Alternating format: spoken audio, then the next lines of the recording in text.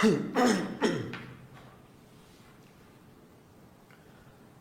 साहिब बंदी छोड़ सतगुरु रामपाल जी भगवान की जय हो। परमपिता परमात्मा सारी सृष्टि के रचनहार, कुल मालिक, असंख्य ब्रह्मांडों के स्वामी, तीनों लोकों में प्रवेश करके सबका भरण पोषण करने वाले जगत गुरु संत शिरोमणि सतगुरु रामपाल जी परमेश्वर जी के चरण कमल में साध संगति से जुड़े हुए हम सभी सत्सेवक भाई बहनों का कोटि कोटि सादर दंडवत प्रणाम। और वीडियो देख रहे आप सभी भगत भाई बहनों को दास की तरफ से प्यार भरा सत साहिब। भाई और बहनों, दया परमपिता परमात्मा की, जिनके आशीर्वाद से संगत लगातार जाग रही है, संगत ने अपनी आंखें खोल ली हैं। हजारों की संख्या में भगत भाई बहनों ने सतलोक आश्रम मैनेजमेंट हरियाणा से, जो कि बरवाला कांड का मुख्य दोषी है, पूज्य गुरुदेव सतगुरु रामपाल जी भगवान को हिसार जेल में भेजने का मुख्य कारण है, जिन्होंने सन 2014 बरवाला कांड के समय अपनी मनमानी हरकतें करते हुए अपने आप को गुरुजी से सर्वश्रेष्ठ साबित करने की होड़ में एक बरवाला कांड करवा डाला। भगत समाज को गुरुदेव के आदेशों की आड़ में काले कपड़े पहना के उन्हें गुंडा मवाली बना दिया गया। पुलिस वालों के सामने मरने मारने को लेके खड़ा कर दिया गया और गुरु आदेशों की सरेआम धज्जियां उड़ाई गई। और नतीजा ये निकला कि गुरुजी जेल में है और संगत बाहर बेहाल है। और उस बेहाल संगत को गुरुदेव का कलयुगी परिवार, जिनमें उनके बेटा बेटी, भाई बंधु, रिश्तेदार, जवाई, स्टेट कोऑर्डिनेटर, नामदान संचालक, जिला कोऑर्डिनेटर, सभी लोगों ने संगत को अपना धार्मिक धंधा बनाकर अपने रोजी रोटी का साधन बना लिया है। आज ये लोग ना चाहते हुए भी संगत को सच्चाई से परिचित नहीं होने दे रहे हैं। लेकिन अब काफी वर्षों की मेहनत के उपरांत हजारों की संख्या में भगत भाई बहनों ने खड़ा होकर ये बीड़ा उठाया है कि अंतिम श्वास तक हम अपने शिष्य धर्म का पालन करेंगे। और जिस अज्ञान और पाखंड को उस परमपिता परमात्मा सतगुरु रामपाल जी भगवान ने जड़ से मिटाने के लिए और देश दुनिया वाले भाई बहनों को जगाने के लिए बीड़ा उठाया है, उन्होंने घोर कष्ट और यातनाएं सही हैं। आज भी वे जेल में हैं। हम भी उन्हीं के पद चिन्हों पे चलते हुए देश और दुनिया को ना सही, लेकिन अपने गुरुदेव के पद चिन्हों पे चलते हुए हमारे संगत वाले भाई बहनों को हम जरूर जागरूक करेंगे। हम उनको सच्चाई से परिचित करवाएंगे। हम उनके सामने यथार्थ सबूत और पूज्य गुरुदेव जी के सत्संग आधार से सारी बातें सामने रखेंगे। और निश्चय ही जिन आत्माओं के हृदय में परमपिता परमेश्वर का तत्व ज्ञान समाया हुआ होगा, जो परमेश्वर के भक्ति अधिकारी हंस होंगे, जो परमेश्वर के हीरे मोती लाल होंगे, वो जरूर इन सबूतों को देख के समझेंगे, नीर खीर का निवेरा करेंगे, सुपात्र और कुपात्र की पहचान करेंगे, कौन गुरुदेव का असल में परिवार का सदस्य है और कौन गुरुदेव का असल में सच्चा भगत है। सारी बातों का वे लाल और लालड़ी की तरह निष्कर्ष निकालेंगे। तो बहुत बड़ी मेहर हो रही है परमपिता परमात्मा की। लाखों की संख्या में भगत भाई बहन जाग चुके हैं। सैकड़ों की संख्या में रोजाना भगत भाई बहन साथ संगतियों से जुड़ रहे हैं, अपने आत्म कल्याण की ओर आगे बढ़ रहे हैं।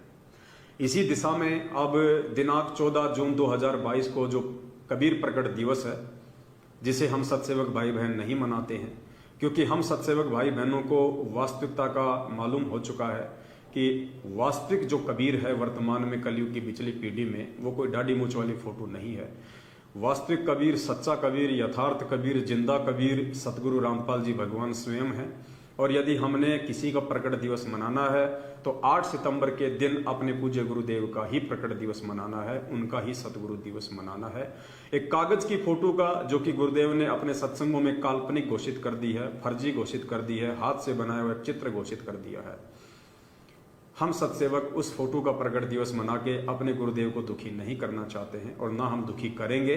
और सन 2019 से हम इस कबीर प्रकट दिवस को त्याग कर वर्तमान कलयुग की पिछली पीढ़ी के असली कबीर सतगुरु रामपाल जी भगवान का 8 सितंबर के दिन प्रकट दिवस मनाते हैं। लेकिन परमेश्वर कहते हैं कि संत ना छोड़े संतता, चाहे कोटिक मिले असंत। जो संत होगा वो अपनी साधुता का, अपने संत पने का परित्याग नहीं करता है। और जो दुष्ट प्रवृत्ति के लोग होते हैं उन पे किसी भी प्रकार से ना ही तो गुरु ज्ञान का असर होता है, ना ही साध संगति का कोई असर होता है।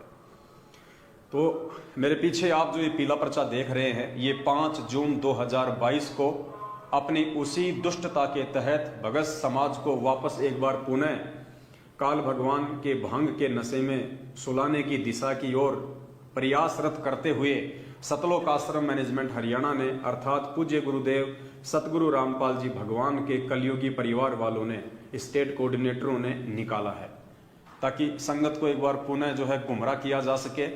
और पिछले 2 साल से इस कोरोना काल के चलते जो प्रकट दिवस एक दाढ़ी मूछ वाली फोटो का ये लोग नहीं मना पाए, जिसके चलते इन लोगों को अपने धार्मिक धंधे में करोड़ों का नुकसान हुआ है। अब ये लोग चाहते हैं कि हम उस धार्मिक धंधे में अब की बार 14 जून 2022 को एक कागज की काल्पनिक फोटो का प्रकट दिवस मना के संगत से करोड़ों अरबों में धन ऐठा जाए। लेकिन पुण्यात्माओं, अब बात इनके हाथ से निकल चुकी है। ज्यादातर संगत अब इनके झांसे से बाहर निकल चुकी है। सभी पुण्यात्माएं सत्सेवक भाई बहनों के ज्ञान आधारित वीडियो देख देख के समझ चुके हैं कि हमने एक कागज के कबीर को पूजने से हमारा भला होगा, या वर्तमान में जो जिंदा कबीर हमारे सतगुरुदेव जी के रूप में है उनको पूजने से, उनकी पूजा करने से हमारा भला होगा। जो कागज की फोटो ना हमें सत्संग सुना सकती है, जो कागज की फोटो ना हमें आशीर्वाद दे सकती है, जो कागज की फोटो ना हमें नाम दीक्षा दे सकती है, ऐसी कागज की फोटो को भगवान मान के पूजना तो वर्तमान के भगवान सतगुरु रामपाल जी भगवान की निंदा करना है, उनकी चुगली करना है। तो जो ज्ञानी आत्मा होगी, जो परमेश्वर के इस पंथ में मोक्ष की अधिकारी आत्मा होगी, वो ऐसी गलती नहीं करेगी। लेकिन इन लोगों ने एक प्रयास किया है इस पीले पर्चे के माध्यम से कि संगत को एक बार पुनः डराया जाए, धमकाया जाए, या संगत को एक बार भावों में भावित करके ऐसी ऐसी मीठी मीठी वाणियां लिख के संगत को एक बार पुनः इन फर्जी आश्रमों की तरफ दौड़ाया जाए। क्योंकि 14, 15, 16 जो इस कबीर प्रकट दिवस के उपलक्ष्य में ये लोग गरीबदास जी महाराज जी की वाणी का पाठ रख रहे हैं, ताकि ज्यादा से ज्यादा लोग जो है पाठ प्रकाश करवाएं, ज्योति का पैसा जमा कराएं और एक बार पुनः सतलोक आश्रम मैनेजमेंट हरियाणा को अपनी अय्यासी के लिए, अपनी रंगरेलियों के लिए संगत से करोड़ों में धन इकट्ठा करने का मौका मिल जाए। लेकिन अब यह संभव नहीं लग रहा है। दास आपको इस पीले पर्चे के ऊपर एक नजर डलवाना चाहेगा, आप जी थोड़ा ध्यान से सुनिए और हम निष्कर्ष निकालेंगे परमपिता परमात्मा के ज्ञान आधार से कि वास्तव में क्या सत्य है, क्या असत्य है। ये पीला पर्चा सतलोक आश्रम मैनेजमेंट हरियाणा की तरफ से है या पूज्य गुरुदेव जी ने हिसार जेल से लिख के भेजा है, और ये पीला पर्चा हमारे लिए कितना महत्व रखता है और कितना महत्व नहीं रखता है। क्योंकि अब जितने भी भगत भाई बहन हैं, ज्यादातर जो सतलोक आश्रम मैनेजमेंट हरियाणा के साथ भी जुड़े हुए हैं, उन्होंने उनको दान धर्म तो देना बिल्कुल ही बंद कर दिया है। क्योंकि उन्हें मालूम हो चुका है कि हमारे दान का सरेआम हमारी आंखों के सामने दुरुपयोग किया जाता है, राजनीति में लगाया जाता है, आरक्षणों में दिया जाता है, गैंगस्टरों की सीबीआई जांच में दिया जाता है, अपनी रंगरेलियों के लिए गाड़ियां खरीदी जाती हैं, लोगों ने अपनी प्रॉपर्टियां बना ली है, और झूठे फर्जी आश्रमों में, इन पत्थरों में संगत के दान का पैसा बर्बाद किया जा रहा है। जबकि पूज्य गुरुदेव जी ने वर्षों पहले अपने सत्संगों में कह दिया था कि पुण्यात्माओं, आने वाले समय में ये नकली संतों के जितने भी आश्रम हैं, ये सब के सब हमारे ही काम आएंगे। तो संगत ने निष्कर्ष निकाल लिया कि गुरु जी का वचन सत्य है, गुरु जी ने जो बोल दिया वो देर सवेर होना ही होना है।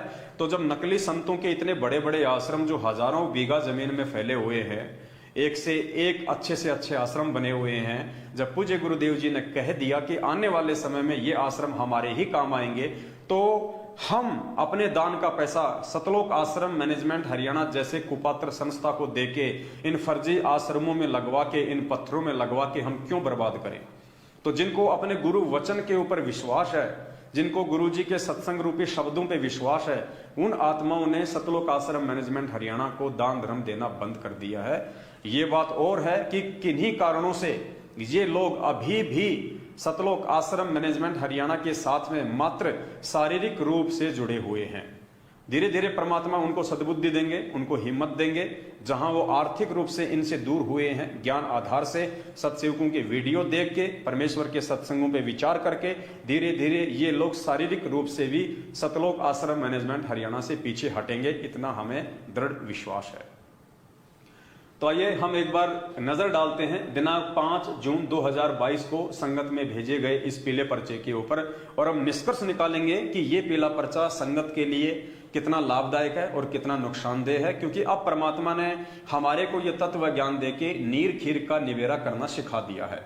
क्योंकि पूज्य गुरुदेव जी कहते हैं कि कहे कबीर सोए जन मेरा, जो नीर खीर का करे निवेरा। यानी मेरा असली भगत वो होगा जो सही और गलत जो सामने रखे होंगे, उनकी आंखों के सामने होंगे, उसमें से वो गलत को छोड़ देगा और जो सही है, जो सत्य है, जो यथार्थ है, जो भक्ति मार्ग में हमारे किसी काम का है, उसको मेरा हंस ग्रहण कर लेगा। तो आज हम परमेश्वर के सत्संगों का सहारा लेते हुए ज्ञान आधार से इस मनमुखी पीले पर्चे के ऊपर हम टिप्पणी करेंगे, हम इसका विश्लेषण करेंगे और समझने का प्रयास करेंगे कि कैसे संगत को इन पीले पर्चों की आड़ में गुरुदेव का आदेश बता के मूर्ख बना के ठगा जा रहा है। तो सबसे पहले आप जी देखिए इस पीले पर्चे में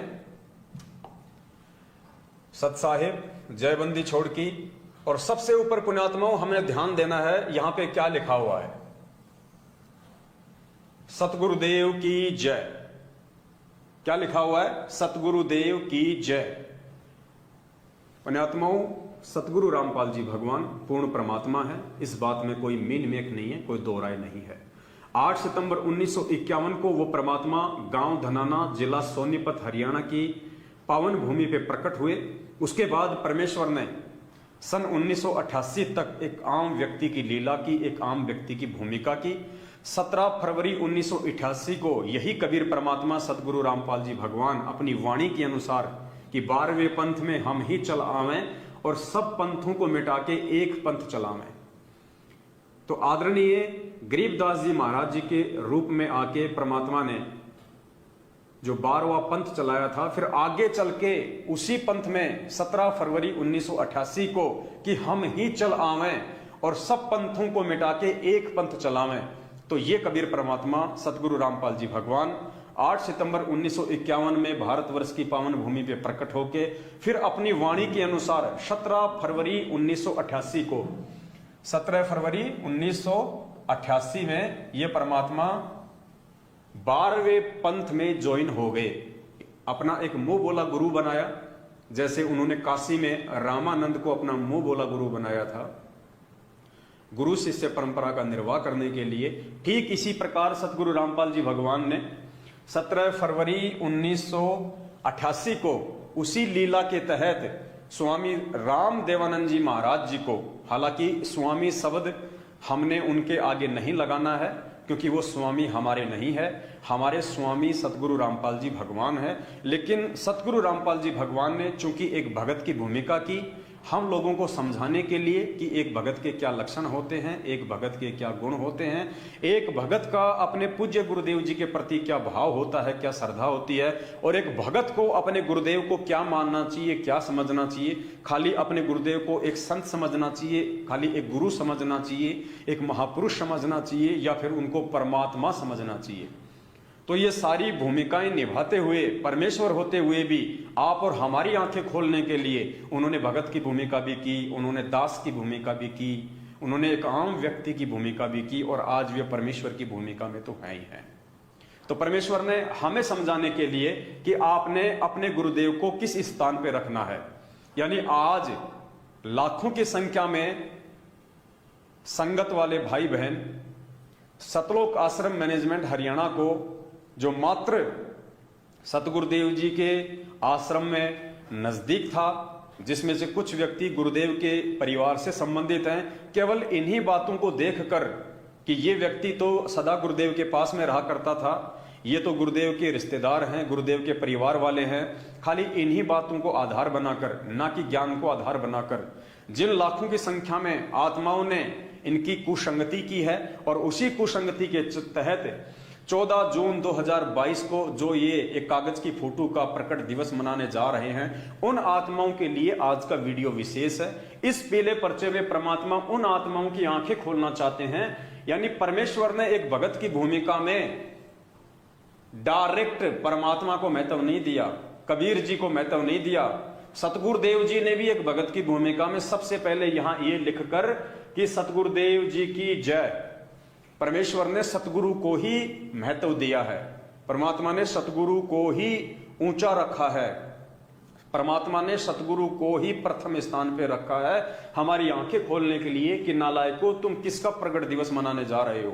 कहते हैं गुरु गोविंद दोनों खड़े और किसके लागू पाए, बलिहारी गुरु आप जिन गोविंद दिया बताए। गुरु और भगवान दोनों खड़े हैं तो एक शिष्य के लिए यह आदेश दिया जा रहा है कि आप सबसे पहले किसके चरण स्पर्श करोगे, सबसे पहले आप किसको दंडवत करोगे। तो कहते हैं बलिहारी गुरु आपना, कि मैं बलिहारी जाऊं मेरे गुरु जी के ऊपर जिन्होंने मुझे परमात्मा की जानकारी दी। तो सबसे पहले परमात्मा के बजाय सतगुरु को महत्व दिया जा रहा है। और ये लाखों की संगत जब प्रकट दिवस मनाने की बात आती है तो ये अपने सतगुरु को महत्व नहीं देती, अपने गुरुजी को महत्व नहीं देती है, एक कागज की फोटो को महत्व दे रही है। वर्तमान के जिंदा कबीर के रहते सहते कागज की फोटो को महत्व देना अपने गुरुजी की निंदा करना है, गुरुजी की चुगली करना है। अरे एक बिल्ली है, बिल्ली को भूख लगी है और बिल्ली के सामने आप एक मिट्टी का चूहा रख दो और आप एक ओरिजिनल चूहा रख दीजिए। वो बिल्ली, वो जानवर भी इतनी समझदार है, अपनी भूख शांत करने के लिए वो मिट्टी वाले चूहे को नहीं खाएगी, वो जिंदा चूहे के ऊपर झपट्टा मारेगी, क्योंकि उसको पता है कि ये जिंदा है, ये मेरी भूख शांत कर सकता है। ठीक इसी प्रकार पुण्यात्माओं, एक तरफ क्योंकि आप और हम सब जीव हैं, हम एक जानवर की श्रेणी में हैं, सामने वो परमात्मा खड़ा है और एक तरफ उसी परमात्मा का एक फोटो है, एक चित्र है 650 साल पुराना, कबीर जी का दाढ़ी मूंछ वाला। अब हम भक्तों को भक्ति की प्यास है, हमारे को आत्म कल्याण की प्यास है, तो हम आत्म कल्याण के प्यासे भगत हैं। हम किसकी पूजा करेंगे, हम किसको सर्वप्रथम उच्च स्थान देंगे, अपने उस जिंदा कबीर सतगुरु रामपाल जी भगवान को या उस कागज के कबीर दाढ़ी मूंछ वाली फोटो को। पुण्यात्माओं, कॉमन सेंस की बात है और विचार कर लेना कि आप और हमारे में जो लोग 14 जून 2022 को कागज की फोटो का प्रकट दिवस मनाने जा रहे हैं, उनके अंदर उस जानवर बिल्ली के जितना भी भेजा है या नहीं है, दिमाग है या नहीं है। तो पूज्य गुरुदेव जी ने यहां अपने गुरुदेव को महत्व दिया है। हमने यही निष्कर्ष निकालना है कि इस पीले पर्चे में, यदि ये पीला पर्चा गुरुदेव ने हिसार जेल से लिख के भेजा है, तो हमने यही निष्कर्ष निकालना है कि परमेश्वर संकेत क्या कर रहे हैं। क्योंकि पुण्यात्माओं, दास पहले से ही ये बातें आपको बोलता आया है कि ये जो मार्ग है परमात्मा का, सतगुरु रामपाल जी भगवान ने जो सन 1994 से यथार्थ 13वां कबीर पंथ चलाया है, ये ज्ञान मार्ग है और ज्ञान मार्ग हमेशा ज्ञान आधार से ही चलेगा। ये पीला पर्चा चाहे हिसार जेल से लिख के आया है, चाहे मैनेजमेंट ने स्वयं लिखा है, वो फर्जी ऑडियो चाहे हिसार जेल से आती हैं, चाहे गुरुदेव स्वयं भेजते हैं, वो लेटर चाहे हिसार जेल से आते हों, चाहे मैनेजमेंट लिख के भेजता हो, हमें कोई ऑब्जेक्शन नहीं है, हमें कोई आपत्ति नहीं है। लेकिन परमेश्वर के ज्ञान आधार से 27 साल से जो अनमोल ज्ञान दिया है परमात्मा ने, उस आधार से हमने इन पीले पर्चों में, इन ऑडियो में, इन फर्जी लेटरों में जहां जहां पूज्य गुरुदेव जी के ज्ञान आधार से बातें लिखी होंगी, जो जो शब्द, जो जो वाणियां, जो जो आदेश पूज्य गुरुदेव जी के सत्संगों से मेल खाएंगे, उनके तत्व ज्ञान से मेल खाएंगे, वो हमें स्वीकार्य होंगे। और जो जो बातें गुरुदेव के ज्ञान से मेल नहीं खाएंगी, भले ही वो ऑडियो चाहे गुरुदेव ने निकाली हो, भले ही वो पीला पर्चा चाहे गुरुदेव ने निकाला हो, हम सत्सेवक भाई बहनों को ज्ञान आधार से परमेश्वर की शिक्षाओं के तहत बिल्कुल भी स्वीकार्य नहीं होंगे। यही तत्व ज्ञान है और यही परमात्मा हमारी आंखें खोलना चाहते हैं कि नालायकों, 27 साल से मैंने ज्ञान दे दिया, अभी भी तुम किस भूल में भूले बैठे हो। तो 14 जून को कागज की फोटो का प्रकट दिवस मनाने की महाभूल करने जा रहे भाई बहनों को आज का ये वीडियो समर्पित है। सबसे पहले गुरुदेव ने यहां पे अपने सतगुरुदेव को महत्व दिया है, सतगुरुदेव की जय।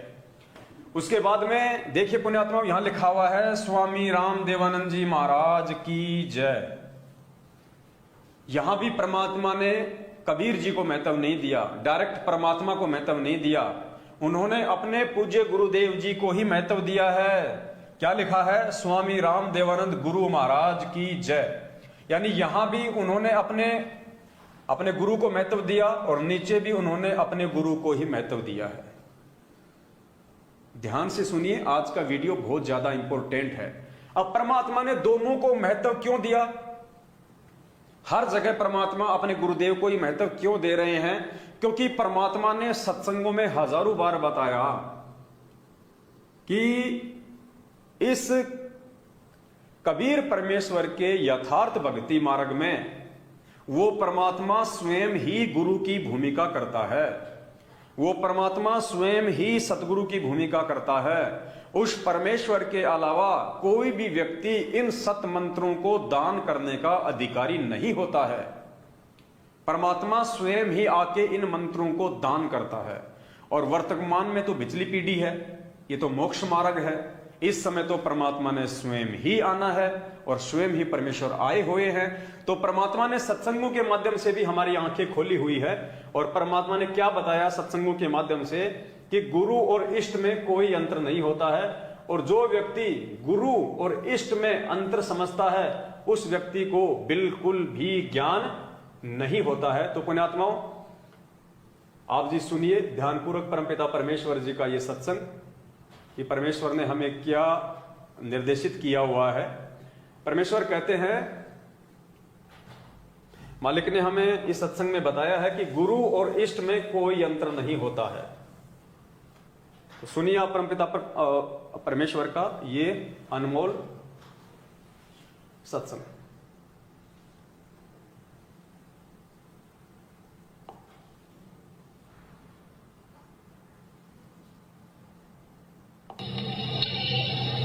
जो बोला सुनो तो के कैसे ये अब के कौन सा भाई फिर बताओ।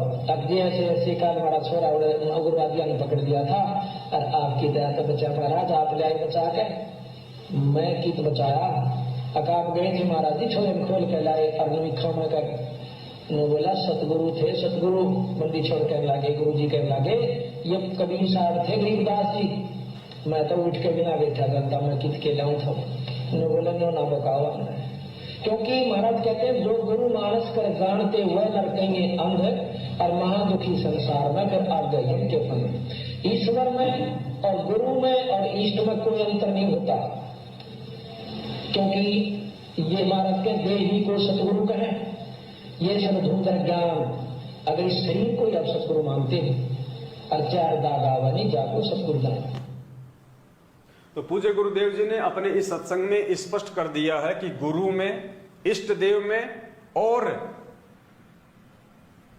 ईश्वर में कोई अंतर नहीं होता है। इसीलिए परमेश्वर ने अपने इस पीले पर्चे में, जो पीला पर्चा जो उनकी आड़ में निकाला जा रहा है, इस पीले पर्चे में यदि ये पीला पर्चा सतगुरुदेव जी ने लिखा है तो उन्होंने स्वयं लिख दिया कि स्वामी रामदेवानंद गुरु महाराज की जय। और यदि ये पीला पर्चा सतलोक आश्रम मैनेजमेंट हरियाणा के माध्यम से लिखा गया है तो परमेश्वर ने उनके अंदर सत प्रेरणा करके ये लिखवा दिया आप और हम सभी भाई बहनों की आंखें खोलने के लिए कि स्वामी रामदेवानंद गुरु महाराज की जय। अर्थात भक्ति मार्ग में परमेश्वर से बड़ा सतगुरु होता है, गुरु होता है। आगे परमेश्वर ने हमें और बहुत सारी बातें समझाई हैं इष्ट और गुरु को लेके कि हमने किसको महत्व देना चाहिए, हमने सतगुरु को महत्व देना चाहिए या हमने उस परमेश्वर को अधिक महत्व देना चाहिए इस भक्ति मार्ग में आने के बाद में, ये ज्ञान समझ में आने के बाद में। तो सुनिए परमपिता परमेश्वर का ये सत्संग जिसमें परमात्मा ने हमें समझाया है। क्या समझाया है? परमेश्वर कहते हैं जब तक आपके मन में संसार रहेगी, परमात्मा कहते हैं कोटि ग्रंथ का एक मूल है, अपनी सुरत ठिकाने राख। कोटि ग्रंथ का यानी पूरे अध्यात्म का एक ही निष्कर्ष है कि अपनी सुरत को ठिकाने पे रखे। सुरत ठिकाने पे रखने का मतलब कि एक परमात्मा चुन ले। अगर आप दो परमात्माओं को अपने साथ में रखोगे, अपने गुरुजी को भी और दाढ़ी मूंछ वाली फोटो को भी, तो पूज्य गुरुदेव इस सत्संग में कह रहे हैं कि कभी न कभी तुम्हारे को धोखा लग सकता है। तुम्हारे मन में ये विचार आ सकता है कि कहीं ये गुरुजी बड़े हों या फिर कहीं ये कबीर जी बड़े हों, यानी ये गुरु बड़ा हो, कहीं ये भगवान बड़ा हो। गुरुजी यहाँ पे माता का उदाहरण देके समझा रहे हैं कि गुरु और इष्ट में कोई अंतर नहीं होता है। जब तक आपकी सुरत ठिकाने पे नहीं होगी, जब तक आप ज्ञान आधार से ये निर्णय नहीं कर लेंगे कि गुरुजी बड़े होते हैं या गोविंद बड़े होते हैं या गुरु और गोविंद दोनों इस भक्ति मार्ग में एक ही होते हैं, तब तक परमात्मा कहते हैं तुम भक्ति मार्ग पे निसंशय होकर आगे नहीं चल पाओगे। तुम्हारे मन में सदा यही विचार आएंगे कि हो सकता है उसमें ज्यादा शक्ति हो या हो सकता है उसमें ज्यादा शक्ति हो, मैं कहीं उसको पूजना छोड़ दिया इसलिए मुझे नुकसान हो रहा हो, या मैं उसको नहीं पूज रहा इसलिए हो सकता है मुझे नुकसान हो रहा हो। क्योंकि ये भाव आपके अंदर उस समय तक आएंगे जब आप दो भगवान मान के चलोगे। जब आप दो नावों की सवारी करोगे तो आपके अंदर संसार रहेगी। तो परमेश्वर ने इस सत्संग के माध्यम से हमारी उस संसार का निवारण किया है, हमें समझाने का प्रयास किया है। तो आप भाई बहन थोड़ा ध्यान से सुनिए। कृष्ण का अधिक सेवन कर सुख दे बोले साख, भाई कोट ग्रंथ का अर्थ है तू सुरत ठिकाने राख। अब कहते हैं सब ग्रंथों का यही, करोड़ ग्रंथों का अर्थ मैं तुझे बताऊं कि सुरत अपना दिद्य ने अपनी नीत ने एक जगह ठिकाने डाट कर राख के तेरा ईष्ट उपास्य यूज। अब जब यह स्वरूप यहाँ डटेगी तो उपासना पर भी डटेगी, नहीं तो नु रहेगी मन में कहते फलाना देवता कड़ी शक्ति हो, कहते माता ने पूज ले हुआ नाराज हो रही हो। इस तरह की उपासना रखोगे तो सुरत नहीं टकेगी, काम नहीं बनेगा। समझ में आप जी के आ गया होगा। गुरुदेव कह रहे हैं कि करोड़ ग्रंथ का एक मूल है अपनी सुरत ठिकाने राख, यानी अपने इष्ट उपास्य की पहचान कर ले। अपने मन में ये शंका मत रख कि मेरा गुरु ये है या फिर भगवान ये है, भगवान ये है या मेरा गुरु ये है, ये ज्यादा शक्तिशाली है या ये ज्यादा शक्तिशाली है। कहीं मैं इसकी पूजा करना छोड़ दूं तो मुझे नुकसान ना हो जाए, कहीं मैं उसकी पूजा करना छोड़ दूं तो मुझे नुकसान ना हो जाए। गुरुदेव कहते हैं अपनी सुरत को ठिकाने रख। करोड़ों ग्रंथों का यही सार है, यही मूल मंत्र है। यानी आत्मा यदि एक है तो उसका परमात्मा भी एक ही है। और जो भगत तत्व ज्ञान आधार से इस बात का निष्कर्ष निकाल लेगा वही परमेश्वर का सच्चा सेवक होता है, और वही आत्मा निसंशय होके, शंका रहित होके भक्ति मार्ग पे टिक सकती है। कोई भी व्यक्ति उसको भ्रमित नहीं कर सकता। अन्यथा कोई भी ऐरा गहरा व्यक्ति आपको झूठे आदेश बता के, कागज की फोटो दाढ़ी मूछ वाले के नाम पे, प्रकट दिवस मनवा के आपको दान धर्म ज्योति के नाम पे लूटते ही रहेंगे। और भी परमेश्वर ने काफी सत्संग में बहुत ही अच्छे से हमारा शंकाओं का निवारण किया है। इस सत्संग को आप ध्यान से देखिएगा। परमपिता परमात्मा सदगुरु रामपाल जी भगवान ने ज्ञान आधार से हमारी शंकाओं का पुरजोर समाधान किया है। और पूज्य गुरुदेव जी कह रहे हैं कि इष्ट और गुरु में कोई अंतर नहीं होता है। गुरु और इष्ट में कोई अंतर नहीं होता है, अर्थात अपने गुरु को ही इष्ट मान के पूजना है। इस सत्संग का जो निष्कर्ष है, 1 मिनट का सत्संग है, ध्यान से सुनिए। पूज्य गुरुदेव जी कह रहे हैं कि आपने अपने गुरु को ही इष्ट मान के पूजना है। यानी पूज्य गुरुदेव जी ने फाइनल कर दिया कि कोई दाढ़ी मूछ वाली फोटो नहीं, कोई 650 साल पहले वाला कबीर नहीं। आपने, वर्तमान वालों ने, बिजली पीढ़ी वालों ने, आप और हम सभी भगत भाई बहनों ने क्या करना है गुरुदेव के आदेश अनुसार कि अपने ही गुरु को इष्ट मानकर पूजना है। ध्यान से सुनिएगा ये सत्संग परमपिता परमेश्वर जी का।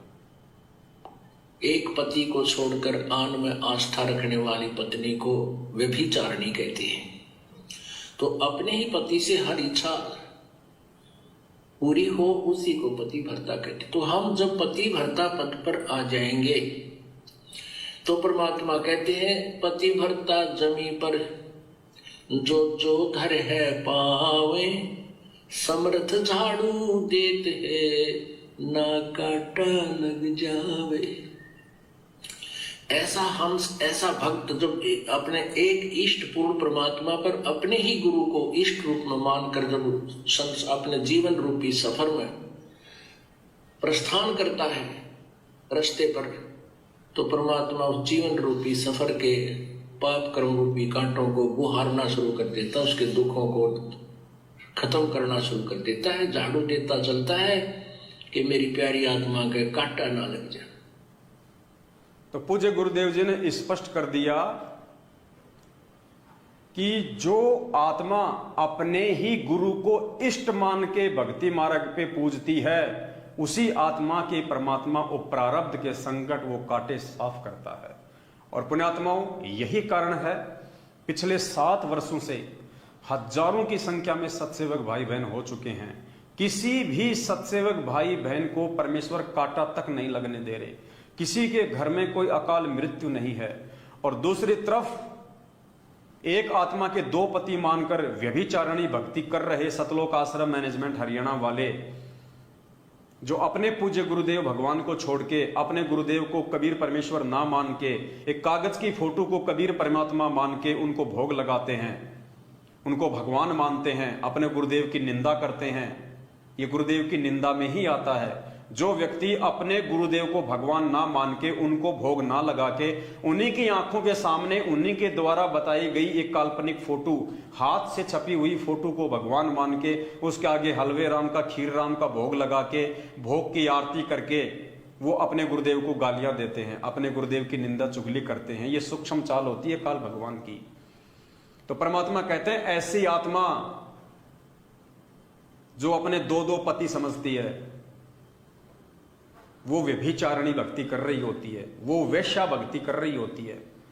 जिस औरत का एक से अधिक पति होते हैं वो औरत पतिव्रता नहीं होती, वो व्यभिचारिणी औरत होती है। और जिस आत्मा के एक से अधिक पति होते हैं वो भी व्यभिचारिणी आत्मा होती है, वो पतिव्रता भगत आत्मा नहीं होती। तो सतलोक आश्रम मैनेजमेंट हरियाणा, गुरुदेव का कलयुगी परिवार और उनके पीछे लगी हुई मूर्खता में लाखों की संगत ने अपने गुरुदेव को छोड़ के, जो कि साक्षात कबीर परमेश्वर हैं, रोज संध्या आरती करते हो, मेरे गुरुदेव भगवान दियो काट काल की फांसी। किससे प्रार्थना कर रहे हो? अपने गुरुदेव से प्रार्थना कर रहे हो, गुरुदेव को भगवान कह रहे हो, और उसी भगवान की आंखों के सामने एक मुर्दा दाढ़ी मूछ वाली फोटो को भगवान मान के तुम भोग लगा रहे हो। तो तुम अपने गुरुदेव को गाली दे रहे हो और स्वयं तुम व्यभिचारिणी भक्ति कर रहे हो। और भी काफी सत्संगों में परमात्मा ने ज्ञान आधार से हमारी शंकाओं का निवारण किया है। ये सत्संग देखिए, छोटे छोटे सत्संग हैं, परमेश्वर ने बड़े प्यार से हमें समझाने का प्रयास किया है। और क्या कह रहे हैं परमात्मा इस सत्संग में? गुरुदेव इस सत्संग में हमें समझाते हुए कह रहे हैं कि पुण्यात्माओं, यदि साक्षात जिसको तुम धोखे से कबीर परमात्मा समझते हो, दाढ़ी मूछ वाले को, अगर वो भी तुम्हारे सामने आके खड़ा हो जाए और कहे कि मैं परमात्मा हूं, मुझे पूजो, तो गुरुदेव कह रहे हैं कि आपने रिजेक्ट कर देना है कि नहीं जी, हमारे परमात्मा तो हमारे गुरुदेव हैं। पुण्यात्मा विचार कर लेना, तुम ये कबीर प्रगट दिवस मनाने नहीं जा रहे, तुम अपनी किस्मत के ऊपर पत्थर मारने जा रहे हो। चंद लोगों के बहकाव में आके, उन चंद लोगों के बहकाव में आके जो काफी वर्षों से काल प्रेरित हैं, जो गुरुदेव को मानुष मानते हैं, जो गुरुदेव के परिवार वाले उनको केवल अपना रिश्तेदार ही मानते हैं, परमेश्वर तो छोड़िए गुरु भी नहीं मानते। वो स्टेट कोऑर्डिनेटर, वो नामदान संचालक, वो जिला कोऑर्डिनेटर, जो लोग केवल अपने स्वार्थों में लिप्त हैं, धर्म को जिन्होंने धंधा बना लिया है, अपनी अय्याशियों की पूर्ति करते हैं आप लोगों के दान धर्म के ऊपर, उनका तो धंधा है कि तुम लोगों को गुमराह रख के इस धंधे को बढ़ाया जाए। लेकिन परमेश्वर के ज्ञान आधार से आप आत्माओं की क्या जिम्मेदारी बनती है, आपका क्या फर्ज बनता है? आप लोगों की चापलूसी करने के लिए पैदा हुए हैं या भक्ति मार्ग पे अपने आत्म कल्याण के लिए आप पैदा हुए हैं? आप अपने गुरुदेव के वचन पे चलने के लिए पैदा हुए हैं या दो कोड़ी के जीवों के मनमानी आदेशों के ऊपर चल के अपना जीवन बर्बाद करने के लिए पैदा हुए हैं? तो परमेश्वर कह रहे हैं यदि साक्षात वो कबीर परमात्मा भी धरती पे आ जाए और कहे कि मैं परमात्मा हूं, तो गुरुदेव कह रहे हैं जो ज्ञानी भगत होगा, जो इसी जन्म में मोक्ष प्राप्त करने की अधिकारी आत्मा होगी, वो हाथ जोड़ लेगी और कहेगी नहीं जी, हमारे तो गुरुदेव ही परमात्मा है। तो सत्सेवक भाई देखो आज क्या कर रहे हैं, उनके मन में भी नहीं आती कि कबीर जी का प्रकट दिवस है, दाढ़ी मूछ वाली फोटो का। अरे हमें तो याद भी ये सतलोक आश्रम मैनेजमेंट हरियाणा वाले दिलवाते हैं, जो उनके महीने में ये फालतू का कुप्रचार करके कि कबीर प्रगट दिवस आ गया, कबीर प्रगट दिवस आ गया, वरना हमारे को तो सौपन में भी याद नहीं आता। हमें तो 24 घंटे यदि कोई दिवस याद रहता है तो 8 सितंबर सतगुरु दिवस याद रहता है, 8 सितंबर असली कबीर प्रगट दिवस याद रहता है। तो परमेश्वर क्या कह रहे हैं, ध्यान से सुनिए और आंखें खोलो पुण्यात्माओं। गुरुदेव कह रहे हैं साक्षात धरती पे वो कबीर परमात्मा भी उतर के आ जाए और कहे कि मैं परमात्मा हूं, मुझे पूजो, तो गुरु जी कहते हैं नहीं, आपने यही कहना जी मेरे गुरु जी परमात्मा है, बस बस इससे आगे मत बोलो और कुछ नहीं। और तुम तो सीधे सीधे अपनी किस्मत फोड़ने जा रहे हो। सोचो ज्ञान आधार की लाइन में तुम कहां खड़े हो भाई, कहां मोक्ष प्राप्त करोगे? अगर ऐसे ही आंख बंद करके चलोगे तो हमने गुरु वचन पे चलना है, गुरु जी के परिवार के वचन पे नहीं चलना भाई। सुनिए परमेश्वर क्या कह रहे हैं, ध्यान से सुनिए, मात्र 30 सेकंड का ऑडियो है। कबीर साहब से नाम लेना है तो ये नियम अपना आजीवन निभाना होगा। स्वयं परमात्मा ब्रह्मा विष्णु महेश भी आ जावे, कोई आके यूं कहे मैं कबीर हूं, या स्वयं परमात्मा भी आ जाए तो भी आपकी श्रद्धा डगमग नहीं हो कि नहीं हमें तुम्हारे भगवान गुरुदेव जी बच। गुरु जी कह रहे हैं यदि स्वयं ब्रह्मा विष्णु महेश भी आ जाए और कहें कि मैं कबीर हूं, या स्वयं वो कबीर परमात्मा भी आ जाए और कहे कि मैं कबीर हूं, मुझे पूजो, गुरु जी कह रहे तो भी तुम्हारी श्रद्धा, तुम्हारी आस्था अपने गुरुदेव से हटके उसमें नहीं होनी चाहिए। यही कहना है कि नहीं जी मेरे तो गुरुदेव ही भगवान है। एक बार फिर से सुनिए ध्यान से।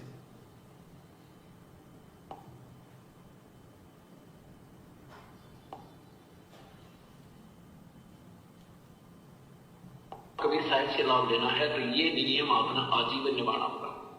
स्वयं परमात्मा ब्रह्मा विष्णु महेश भी आ जाए, कोई आके यूं कहे मैं कबीर हूं, या स्वयं परमात्मा भी आ जाए तो भी आपकी श्रद्धा डगमग नहीं हो कि नहीं हमें तुम्हारे भगवान गुरुदेव जी बच। स्पष्ट कर दिया परमात्मा ने। लेकिन ये संकेत वो आत्मा समझेंगी जो परमेश्वर की अति प्रिय आत्मा होंगी, जिनको परमात्मा ने इसी कलयुग की बिचली पीढ़ी में अपने रहते सहते मोक्ष देना होगा। वही आत्मा गुरुदेव के इन संकेतों को समझेंगी। ऐरे गहरे मंद बुद्धि देखा देखी भेड़ चाल में चलने वाले लोग इस संकेत को नहीं समझेंगे। तो स्पष्ट कर दिया परमेश्वर ने सत्संग के माध्यम से पुण्यात्माओं। आगे चलते हैं हम इस पीले पर्चे के ऊपर और जानने का प्रयास करेंगे कि किस प्रकार संगत को गुरुदेव के आदेशों की आड़ में गुमराह किया जा रहा है। तो यहां पे लिखा हुआ है, परमेश्वर कबीर जी की लाडली संगत को दास का शुभ आशीर्वाद। आपको मोक्ष मिले, सतलोक जाओ, सदा सुखी रहो। परमेश्वर कबीर जी आपकी भक्ति की रक्षा करें, आपकी, आपके परिवार की, आपके पशुधन की, आपकी नौकरी व संपत्ति की रक्षा करें, आपको स्वस्थ रखें, सद्बुद्धि दें, ताकि आप भक्ति, सेवा तथा दान में मन, क्रम, वचन से लगो और मोक्ष प्राप्त करो। पुण्यात्मा, यह परमात्मा कह रहे हैं कि कबीर जी आपको सद्बुद्धि दे, परमेश्वर आपको सद्बुद्धि दे। इसका गहरा निष्कर्ष, इसका गहरा अर्थ है, ये सामान्य बातें नहीं हैं। ये बातें परमात्मा हमारी परीक्षा के लिए, हमें ज्ञान आधार से परिपक्व करने के लिए, पुण्यात्माओं इस प्रकार के शब्दों का इस्तेमाल होता है ताकि हमारी बुद्धि खुले कि हम कहां चल रहे हैं इस अध्यात्म में, इस भक्ति मार्ग में। तो क्या कहा जा रहा है यहां पे, आपको स्वस्थ रखे, सद्बुद्धि दे, ताकि आप भक्ति, सेवा तथा दान में मन, क्रम, वचन से लगो और मोक्ष प्राप्त करो। अब सद्बुद्धि परमेश्वर उन आत्माओं को देंगे जो आत्मा गुरु को भगवान मानेगी, और जो आत्मा गुरु को भगवान नहीं मानेगी उनको जिंदगी में सद्बुद्धि नहीं आ सकती, वो कुबुद्धि के ही शिकार रहते हैं। तो जिन जिन पुण्य आत्माओं ने 2019 से सतगुरु रामपाल जी भगवान को परमेश्वर मान के उनका प्रकट दिवस मनाना शुरू किया है, आज उन सभी आत्माओं को परमात्मा ने सद्बुद्धि देके सतलोक आश्रम मैनेजमेंट हरियाणा कोऑर्डिनेटर, नामदान संचालक और अपने कलयुगी परिवार की कुसंगति से बाहर कर दिया। आज हमारे दान धर्म का सदुपयोग हो रहा है। हम उन कुपात्रों को दान धर्म देके अपने भविष्य में कांटे नहीं बोते, ना हम परमात्मा के दोषी बनते। आज कोई भी भगत भाई बहन ज्योति पाठ और दान का पैसा किसी कुपात्र के हाथों में नहीं देता है। और जिन जिन पुण्यात्माओं ने सतलोक आश्रम मैनेजमेंट हरियाणा जैसी कुपात्र संस्था को लाखों करोड़ों में दान दिया, उनकी आंखों के सामने उनके दान का दुरुपयोग हुआ। जाट आरक्षण में उनका दान का दुरुपयोग हुआ, राजनीति में उनके दान का दुरुपयोग हुआ, राजस्थान के मृतक गैंगस्टर आनंदपाल सिंह की सीबीआई जांच के समर्थन में उनके पैसों का दुरुपयोग हुआ। तो यहां है सद्बुद्धि दे। तो पुण्यात्माओं, ये सद्बुद्धि शब्द जो है ये सामान्य शब्द नहीं है, क्योंकि परमात्मा ने कहा कि दान किसको करना चाहिए। मालिक ने कहा कि दान सुपात्र को करना चाहिए। गुरुदेव ने भिखारी को भी नगद पैसा देने से मना किया है, क्योंकि वो आपके दान का दुरुपयोग कर सकता है। भिखारी को भी परमात्मा ने पैसा देने से मना किया है। तो दान जो है वो सुपात्र को किया जाता है। सुपात्र के अलावा यदि आप किसी को दान धर्म करोगे, आप जी नुकसान ही उठाओगे। क्योंकि परमेश्वर ने अपने एक सत्संग में हमें बहुत अच्छे से समझाया हुआ है कि दान जो है वो किसको करना चाहिए और किसको नहीं करना चाहिए। तो एक छोटा सा सत्संग है परमपिता परमेश्वर का, दास आपको सुनाना चाहेगा। आप जी थोड़ा ध्यान से सुनिएगा। पुण्यात्माओं, ये समय हमें बार बार नहीं मिलेगा, ये मोक्ष मार्ग है, और जब तक हम ज्ञान आधार से मजबूत नहीं होंगे, परिपक्व नहीं होंगे, काल हमारे को ऐसे ही ठगता रहेगा। तो हम काल की ठगी का शिकार ना हो। सुनिए परमपिता परमेश्वर का ये अनमोल सत्संग, फिर हम आगे इस पीले पर्चे पे चलेंगे। पीला पर्चे पे आगे चलने से पहले सत्संग को ध्यान से सुनना अति आवश्यक है, क्योंकि परमात्मा ने दान देने के विषय में बताया है कि दान देना किसको चाहिए, सुपात्र को या कुपात्र को। यदि आप किसी कुपात्र को दान दोगे तो आपको क्या नुकसान होगा, सुपात्र को दोगे तो क्या फायदा होगा। क्योंकि बहुत सारे लोग जो है सतगुरुदेव जी को कहा करते थे दर्शनों के समय, या उनके भक्तों को कहा करते थे कि तुम्हारे गुरुजी तो दान देने के लिए भी मना करते हैं। तो परमेश्वर ने सत्संग के माध्यम से काफी बातों का खुलासा किया है, जिससे कि भोले भगत समाज को भी समझ में आएगा कि व्यर्थ में गुरुदेव के वचनों के विपरीत चलते हुए हम सतलोक आश्रम मैनेजमेंट हरियाणा जैसी कुसंस्था को, उन कुपात्रों को दान धर्म देके और गुरुदेव के वचन को तोड़ रहे हैं। तो ध्यान से सुनिए सतगुरुदेव जी का ये आदेश। अब कई भक्त कहते हैं कि हमें कह रहा था कि आपके गुरुजी तो अन्य किसी की हेल्प करने को मना करते नहीं। हेल्प करने का स्थान होता है, जैसे फ्लड आ गई की तरह या सूखा पड़ गया, कोई एक्सीडेंट दुर्घटना होगी, वहां मदद करो। जैसे किसी भिखारी को दान नहीं देना। अब कोई अपना धंधा करके खाओगा, कुछ भगवान के गुण गाओगा, उसको मालिक के चरणों में लाओ, उसका नाम दिलाओ, उसको भक्ति कराओ, उसका उद्धार हो जाएगा। तो भिखारी को दान देना या किसी अन्य संत को दान देना नहीं चाहिए। उनको क्या दे सकते हो, खाना खिला सकते हो, कोई वस्त्र सिलाकर पहना सकते हो, अगर आप उसकी मदद करना चाहते हो। उसको कैश ना देना, क्योंकि वो साधु संत नहीं है, वो भिखारी बकवादी व्यक्ति है। अगर सारे भिखारी हो जाए फिर कमावे कौन गा। एक व्यक्ति ने एक भिखारी को 100 रुपये दे दिए। अब ये क्या करते हैं, सारी बकवाद करते हैं, शराब ये पीवे, मांस ये खावे, क्यों फ्री का मिल रहा है, और फिर सबके गधे बनेंगे, किसी कुत्ते बनेंगे, वो संस्कार और बढ़ेगा, वो वापस देना पड़ेगा। कोई वैसे थोड़ा किसी ने ले लिया वो देना नहीं। कहते तुमने उस दरगाह का मैल नहीं देखा और धर्मराज के तिल तिल का लिखा। 100 रुपये दे दिए। पहले वो पौवा पीता था शराब का, उस दिन एकदम अच्छा दाव लग गया, उसने आधा पिया। अब शराब पी कर रोज पत्नी ने कुटे, बच्चों ने कुटे, पिटाई करता था, वो दुखी थे। उस दिन आधा पी लिया, ज्यादा दिमाग खराब हो गया उसका, परिवार की पिटाई करती, उसकी पत्नी उसको सारे बच्चों को लेकर कुएं में गिर कर मर गई। आपके 100 रुपये के दान ने एक परिवार उजाड़ दिया। आपको भी पाप लग गया क्योंकि आप उसके भागी बने। तो क्या फायदा दिया उस दान ने। गुरु बिन माला फेरते, गुरु बिन देते दान, गुरु बिन दोनों निष्फल है, जय पूछो वेद पुराण। अब जैसे द्रौपदी ने एक अंधे महात्मा को एक कपड़ा दिया था 9 इंच बाई 3 फुट 4 फुट, एक छोटे सी टुकड़ा अपनी साड़ी से पाड़ कर। वैसे उसको दान करने में सारी साड़ी उसकी खराब हो गई थी, लेकिन महात्मा को केवल एक इतना साइज मिला था। और वो स्वयं परमात्मा थे, क्योंकि ये अपनी आत्मा के साथ फिरते हैं और पहले आने वाले किसी संकट से बचाने के लिए पहले लीला करते हैं। भले उन्होंने नाम नहीं ले रखा था, फिर भी दान जो सुपात्र को दे दिया जाता है, कोई अच्छे साधु संत को, उसका भी फल मिलता है, लेकिन मोक्ष नहीं हो सकता उससे। तो छोटे मोटे संकट निवारण भी परम संत से ही होते हैं। वो परमात्मा स्वयं ही लीला करता है संत की।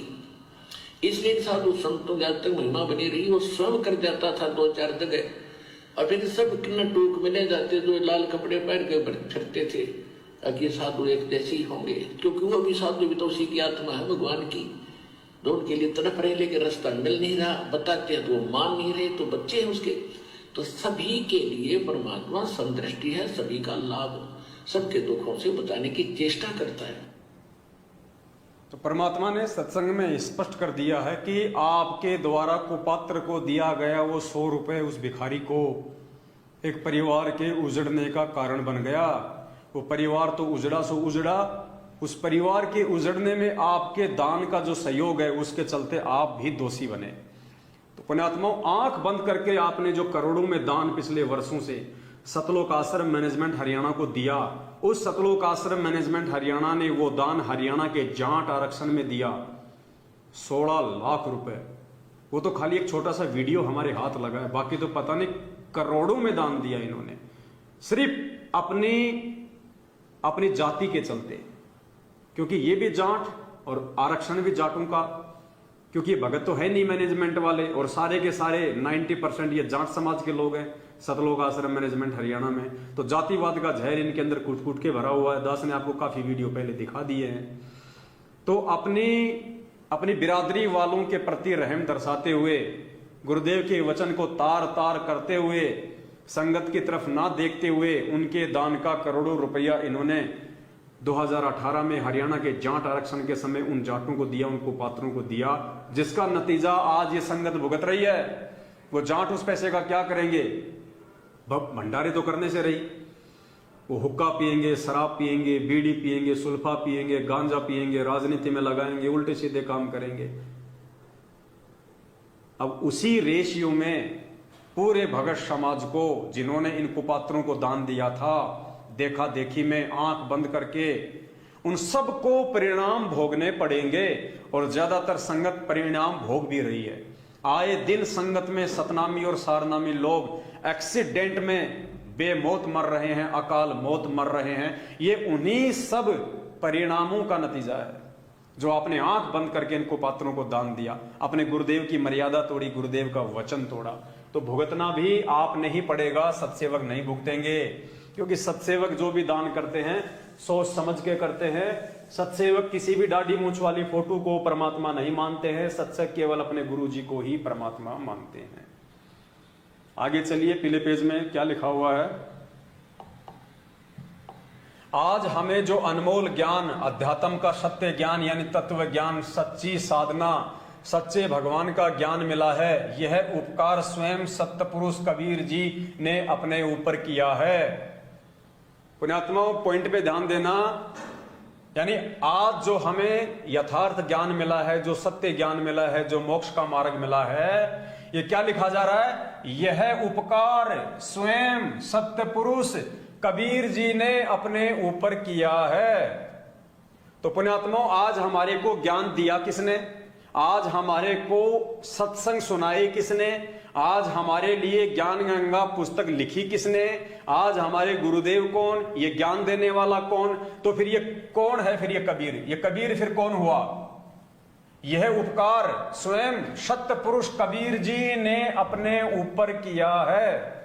गुरुदेव कह रहे हैं कि आज तुम्हें जो ज्ञान दिया गया है, जो यथार्थ सत्य जानकारी भक्ति मार्ग की दी गई है, यह उपकार तुम्हारे ऊपर स्वयं सत्य पुरुष कबीर जी ने किया है। तो पुण्यात्माओं, फिर गुरु जी कौन हुए? ये संकेत समझिए। फिर स्वयं सतगुरु रामपाल जी कौन हुए? क्योंकि आज उन्होंने ही ज्ञान दिया है, उन्होंने ही हमारे को सत्संग दिए हैं, उन्होंने ही हमारे को नाम दीक्षा दी है, उन्होंने ही हमारे लिए पुस्तकें लिखी है। तो आज वो कबीर कौन हुआ? यदि कबीर जी ने ही हमारे ऊपर ये उपकार किया है, तो कबीर जी को दाढ़ी मूंछ वाले ने तो आके किया नहीं। दाढ़ी मूंछ वाली फोटो ने शरीर रूप धारण करके दाढ़ी मूंछ वाले रूप में आपको ज्ञान दिया नहीं, आपको नाम दिया नहीं, आपको सत्संग सुनाए नहीं। सत्संग किसने सुनाए? सतगुरु रामपाल जी भगवान ने। ज्ञान किसने दिया? सतगुरु रामपाल जी भगवान ने। पुस्तकें किसने लिखी? सतगुरु रामपाल जी भगवान ने। नाम किसने दिया? गुरुदेव ने। तो आज का ये कबीर कौन हुआ? भक्तों के ऊपर ये उपकार करने वाला ये सत्य पुरुष, ये कबीर कौन हुआ? कितना बड़ा संकेत छुपा है। और फिर भी प्रकट दिवस मनाने जा रहे हैं। देखा देखी में, भेड़ चाल में, कुपात्रों के तानाशाही फरमानों को गुरुजी का आदेश मान के एक दाढ़ी मूंछ वाली फोटो का। पुण्यात्माओं, बुद्धि कहां गई हमारी? धरती पे स्वयं कबीर परमात्मा प्रकट है। ये तो एक पीले पर्चे की बात है जिसका निष्कर्ष निकाल के आपको समझाया जा रहा है। वरना आप लोगों के तो दिमाग में भी ये बातें नहीं आ सकती। आप तो खाली इसको पढ़ के निकाल देते हो, जबकि इसमें कहां क्या ज्ञान आधारित बात छुपी हुई है जो हमें जगाएगी, हमें समझाएगी, हमें काल प्रेरित सतलोक आश्रम मैनेजमेंट हरियाणा से दूर करेगी, हमें गुरुदेव के नजदीक लेके आएगी। तो आज वो कबीर कौन है? यदि उस कबीर ने हमारे ऊपर यह उपकार स्वयं सत्य पुरुष कबीर जी ने अपने ऊपर किया है, तो फिर वो कबीर कौन है? दाढ़ी मूछ वाले ने तो किया नहीं, उसने तो सत्संग सुनाए नहीं, उन्होंने तो नाम दान दिया नहीं। तो किसने दिया नाम दान, किसने सत्संग सुनाए? सतगुरु रामपाल जी भगवान ने। तो वो कबीर कौन हुआ? वो कबीर कौन हुआ? सतगुरु रामपाल जी भगवान हुए। जब सतगुरु रामपाल जी भगवान ही कबीर हुए, तो किस दाढ़ी मूछ वाली फोटो को कबीर भगवान मान के तुम अपने वर्तमान कबीर सतगुरु रामपाल जी भगवान की बेइज्जती कर रहे हो? अपने गुरु जी को तुम दुखी करने जा रहे हो। आत्मा एक है तो उसका पति भी एक है, और जिस आत्मा के दो पति हैं, समझ लीजिए वो आत्मा व्यभिचारिणी है, वो वेश्यावर्ती वाली आत्मा है। अब इसका जो प्रमाण है, इसका जो समर्थन है, ये पूज्य गुरुदेव जी ने अपने एक सत्संग में किया है। ध्यान से सुनिएगा सत्संग को, बहुत ही इंपॉर्टेंट सत्संग है, बहुत ही महत्वपूर्ण विषय है ये मुझ पवन दास का इंटरव्यू नहीं है, ये हमारे किसी सत्सेवक भाई बहन का इंटरव्यू नहीं है। ये इंटरव्यू ना किसी पवन दास ने लिया, ना किसी सत्सेवक ने लिया। ये इंटरव्यू स्वयं सतलोक आश्रम मैनेजमेंट हरियाणा वालों ने लिया, जिन्होंने साधना टीवी पे चलाया, और देने वाले भी सतलोक आश्रम मैनेजमेंट हरियाणा के ही भगत है। लेकिन क्या कह रहे हैं ये? ना तो वो स्वयं समझ पा रहा है, ना इंटरव्यू लेने वाला समझ पा रहा है, ना वो लाखों की संगत साधना टीवी पे सत्संग सुनने वाली समझ पा रही है। कितनी बड़ी बात इसमें कही गई है कि सतगुरु रामपाल जी कौन है? ये भगत है जो पहले किसी माता जी का पुजारी था, इसके पास में दाढ़ी मूछ वाली शक्ल में पूज्य गुरुदेव जी आए, और पूज्य गुरुदेव जी ने, क्योंकि जब तक जीव की जिसमें आस्था रहती है, परमात्मा उसी रूप में उसको दर्शन देता है। आज मान लीजिए इतना ज्ञान सुन के यदि किसी भगत की आस्था यदि दाढ़ी मूछ वाली फोटो में है, यदि वो उसी को परमात्मा मानता है, तो गुरुदेव की भी ये मजबूरी हो जाती है, गुरुदेव उसी रूप में उस आत्मा का काम सारता है, और काल भी उस आत्मा को उसी रूप में धोखा दे देता है।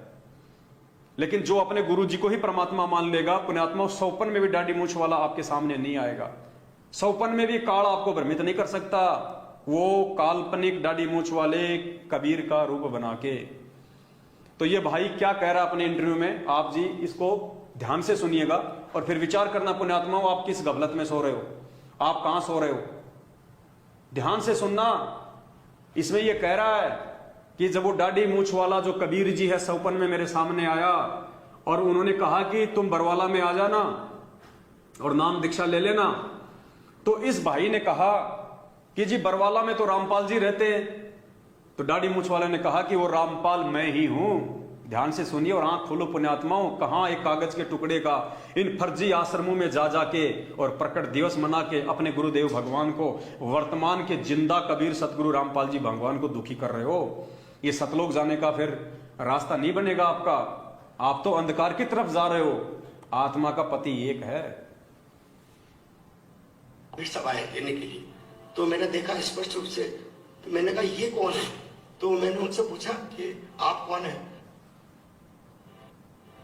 सर जी ऐसा है कि मैं ब्राह्मण कुल से हूँ और बचपन से इससे अनेक देवी देवताओं की पूजा करता आ रहा था और अनेक देवी देवताओं की भक्ति की है मैंने। इससे मैं देवी का भगत था और देवी मेरे को भी दर्शन दिया करती थी साक्षात, तो उसी हिसाब से उसी भक्ति में लीन था। 2012 में मैं जब देवी की साधना कर रहा था तो मुझे अचानक ऐसा लगा कि मेरे को कोई ना कोई भगवान मिलने वाला है जो कोई बहुत ही जबरदस्त है। इस प्रक्रिया के अंदर मेरा मन नहीं लग रहा था उस साधना को करने में।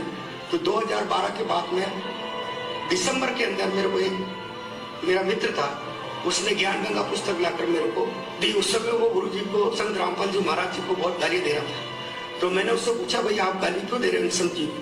कि देखो ऐसा संत है हमारे देवी देवताओं के बारे में ऐसा बताता है। तो मैंने कहा इसमें ऐसा क्या बता दिया? कि देखो भगवान को भूत बता रहा है। तो मैंने कहा भगवान तो भागवत गीता में बताया है कि मैं भूत ही हूँ, भूतों में सबसे बड़ा भूत मैं ही हूँ। तो मैंने कहा ऐसा करो आप ये किताब पुस्तक मेरे को दे दो। तो उन्होंने कहा ठीक है, मेरे किसी काम की नहीं, आप ले लो इसको। मैं उस पुस्तक को लेकर जब घर पे गया और मैंने उसको ध्यान से पढ़ा, तो उस पुस्तक को पढ़ने के बाद में मेरे एक श्री देवी का फोटो लगा हुआ था, तो उस देवी को मैंने प्रणाम किया। मैंने कहा अगर ये कबीर सा भगवान है और ये संत जो बता रहे हैं वो सही है तो मुझे इनसे मिलना है। उस दौरान क्या हुआ, मेरे को अनेक देवी देवता नजर आते थे खुले तौर पर। तो मेरे को लगा ये मेरे को रोकना चाहते हैं। तो जैसे ही मैं रात को सोकर सोने के लिए गया, तो बिस्तर पे जैसे मैं लेटा, थोड़ी देर बाद में स्वयं कबीर साहब आए लेने के लिए। तो मैंने देखा स्पष्ट रूप से, तो मैंने कहा ये कौन है? तो मैंने उनसे पूछा कि आप कौन है? कि अच्छा बेटा बताओ मैं कौन लग रहा हूँ आपको? मैंने कहा आप कोई भगवान ही लग रहे हैं। अरे मैं भगवान ही तो हूँ।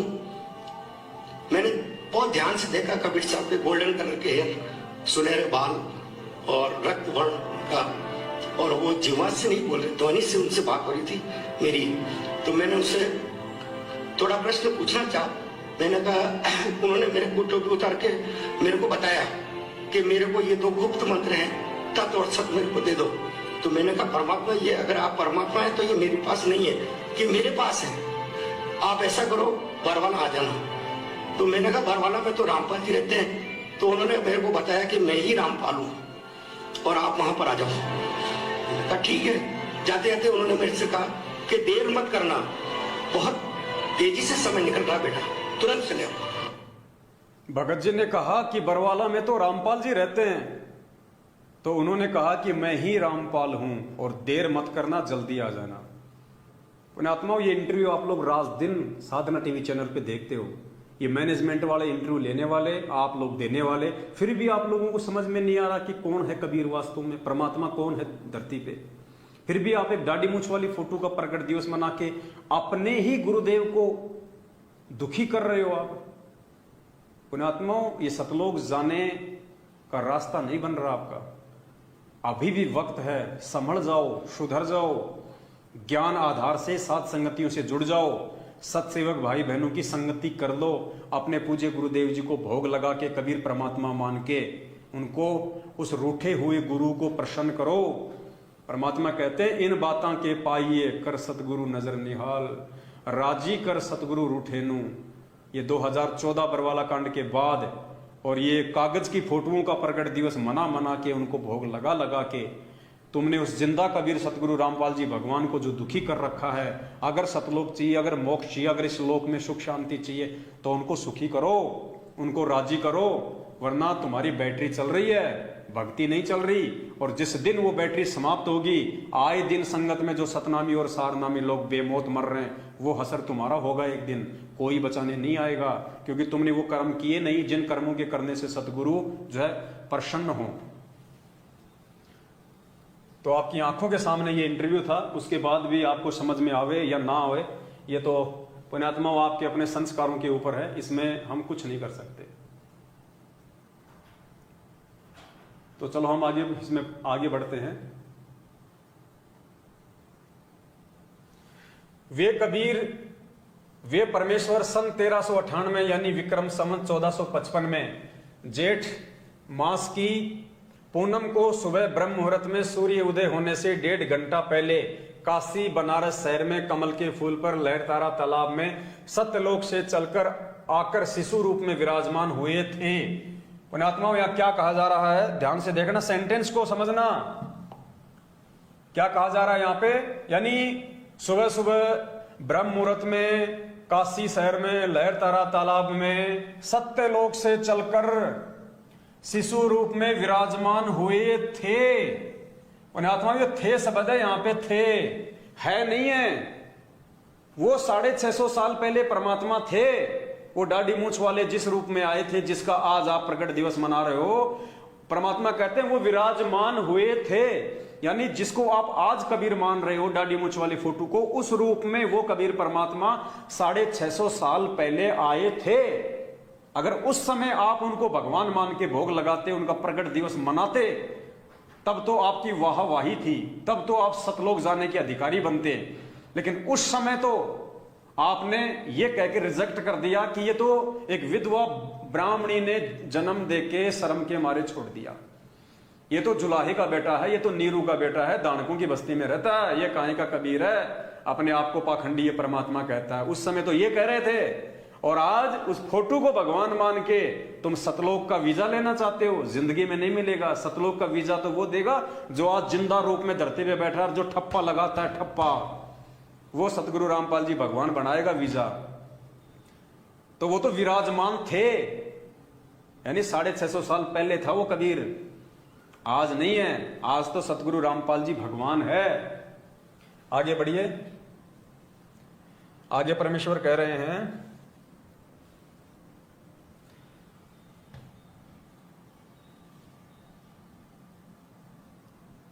5 वर्ष की आयु में यह अनमोल अध्यात्म ज्ञान सारनाम यानी मूल ज्ञान बताने लगे थे।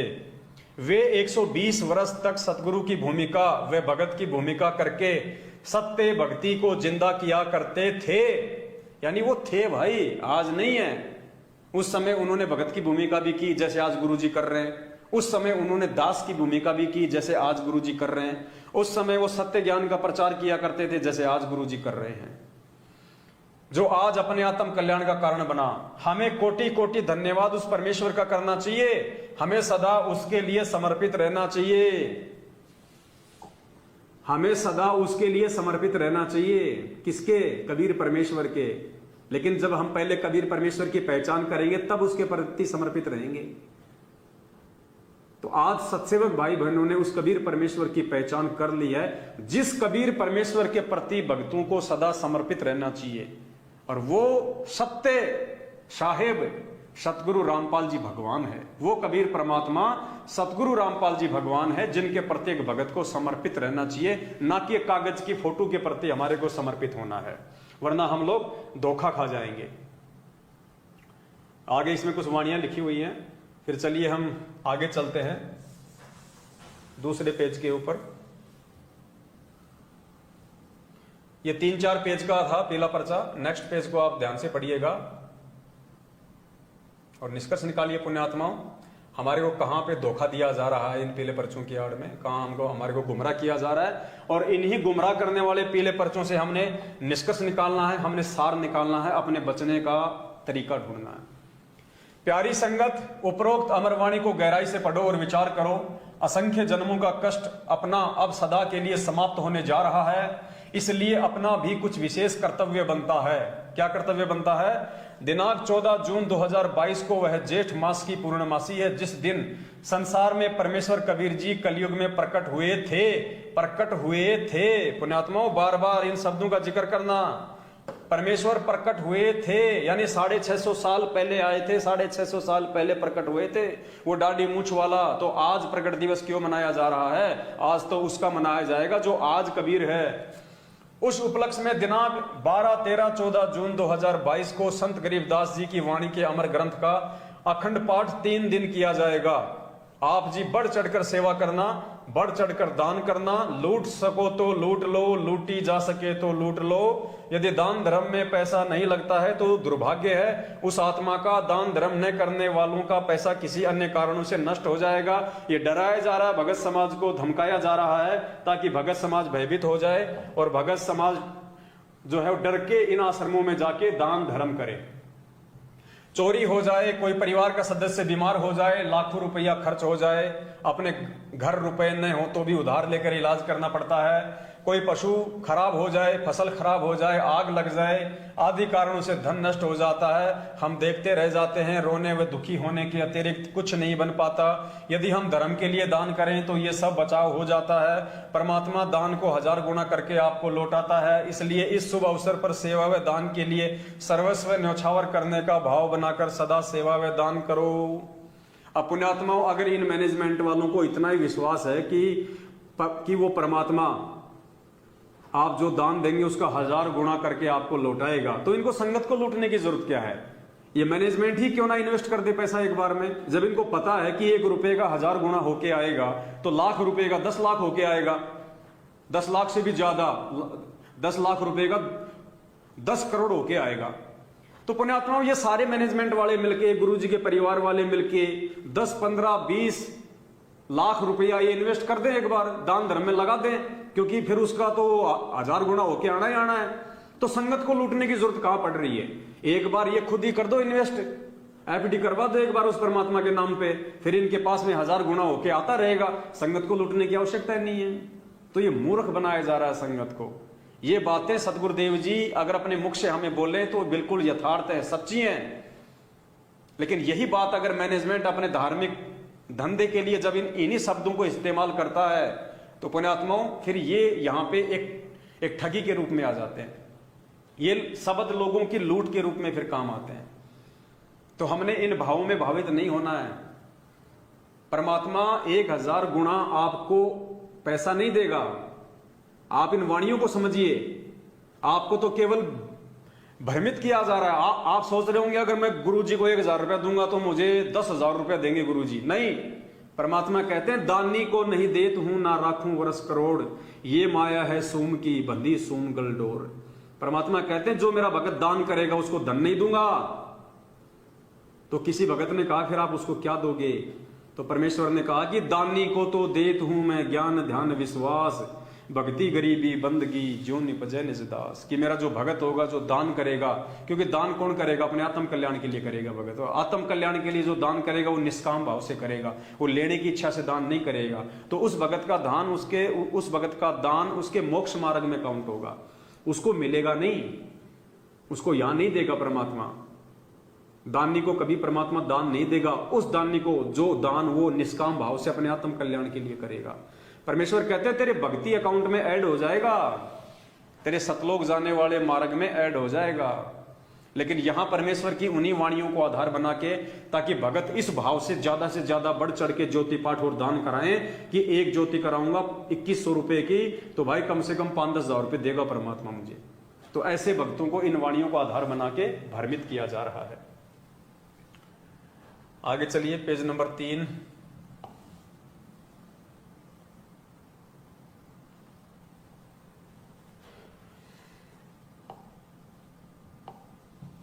आपके गुरुजी का उपरोक्त आदेश है, यह दान आप गुरुजी के निमित्त करोगे। अब देखिए ये पीला पर्चा गुरुजी का है या किसी और का है?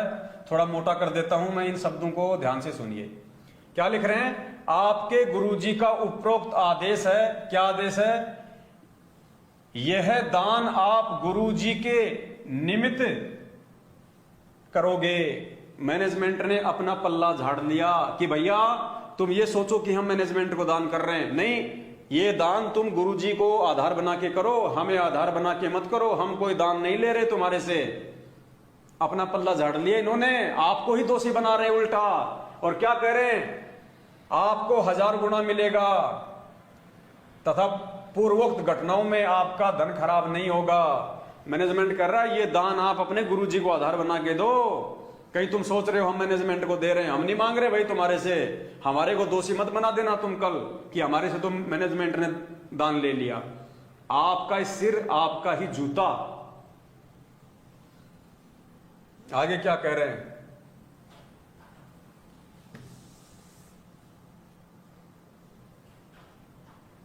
ध्यान से सुनिए। आपका दिए दान का रुपया दास के आदेश अनुसार खर्च किया जाता है। क्या कह रहे हैं? इस पीले पर्चे में अब गुरुजी की तरफ से लिखा हुआ दिखाया गया है कि आपके दान का रुपया दास के आदेश अनुसार खर्च किया जा रहा है। इसका मतलब पुण्यात्माओं 2018 में हरियाणा के जाट आरक्षण में उन कुपात्रों को जो 16 लाख रुपए का दान दिया गया था, क्या वो भी गुरुजी के ही आदेश से दिया गया था? पूछिए आप इनसे, क्या वो दान भी गुरुजी के ही आदेश से दिया गया था? जो हरियाणा के जाट आरक्षण में 16 लाख रुपए दिए गए थे, अब इन महापुरुषों से पूछिए क्या वो दान भी गुरुजी के आदेश से दिया गया था?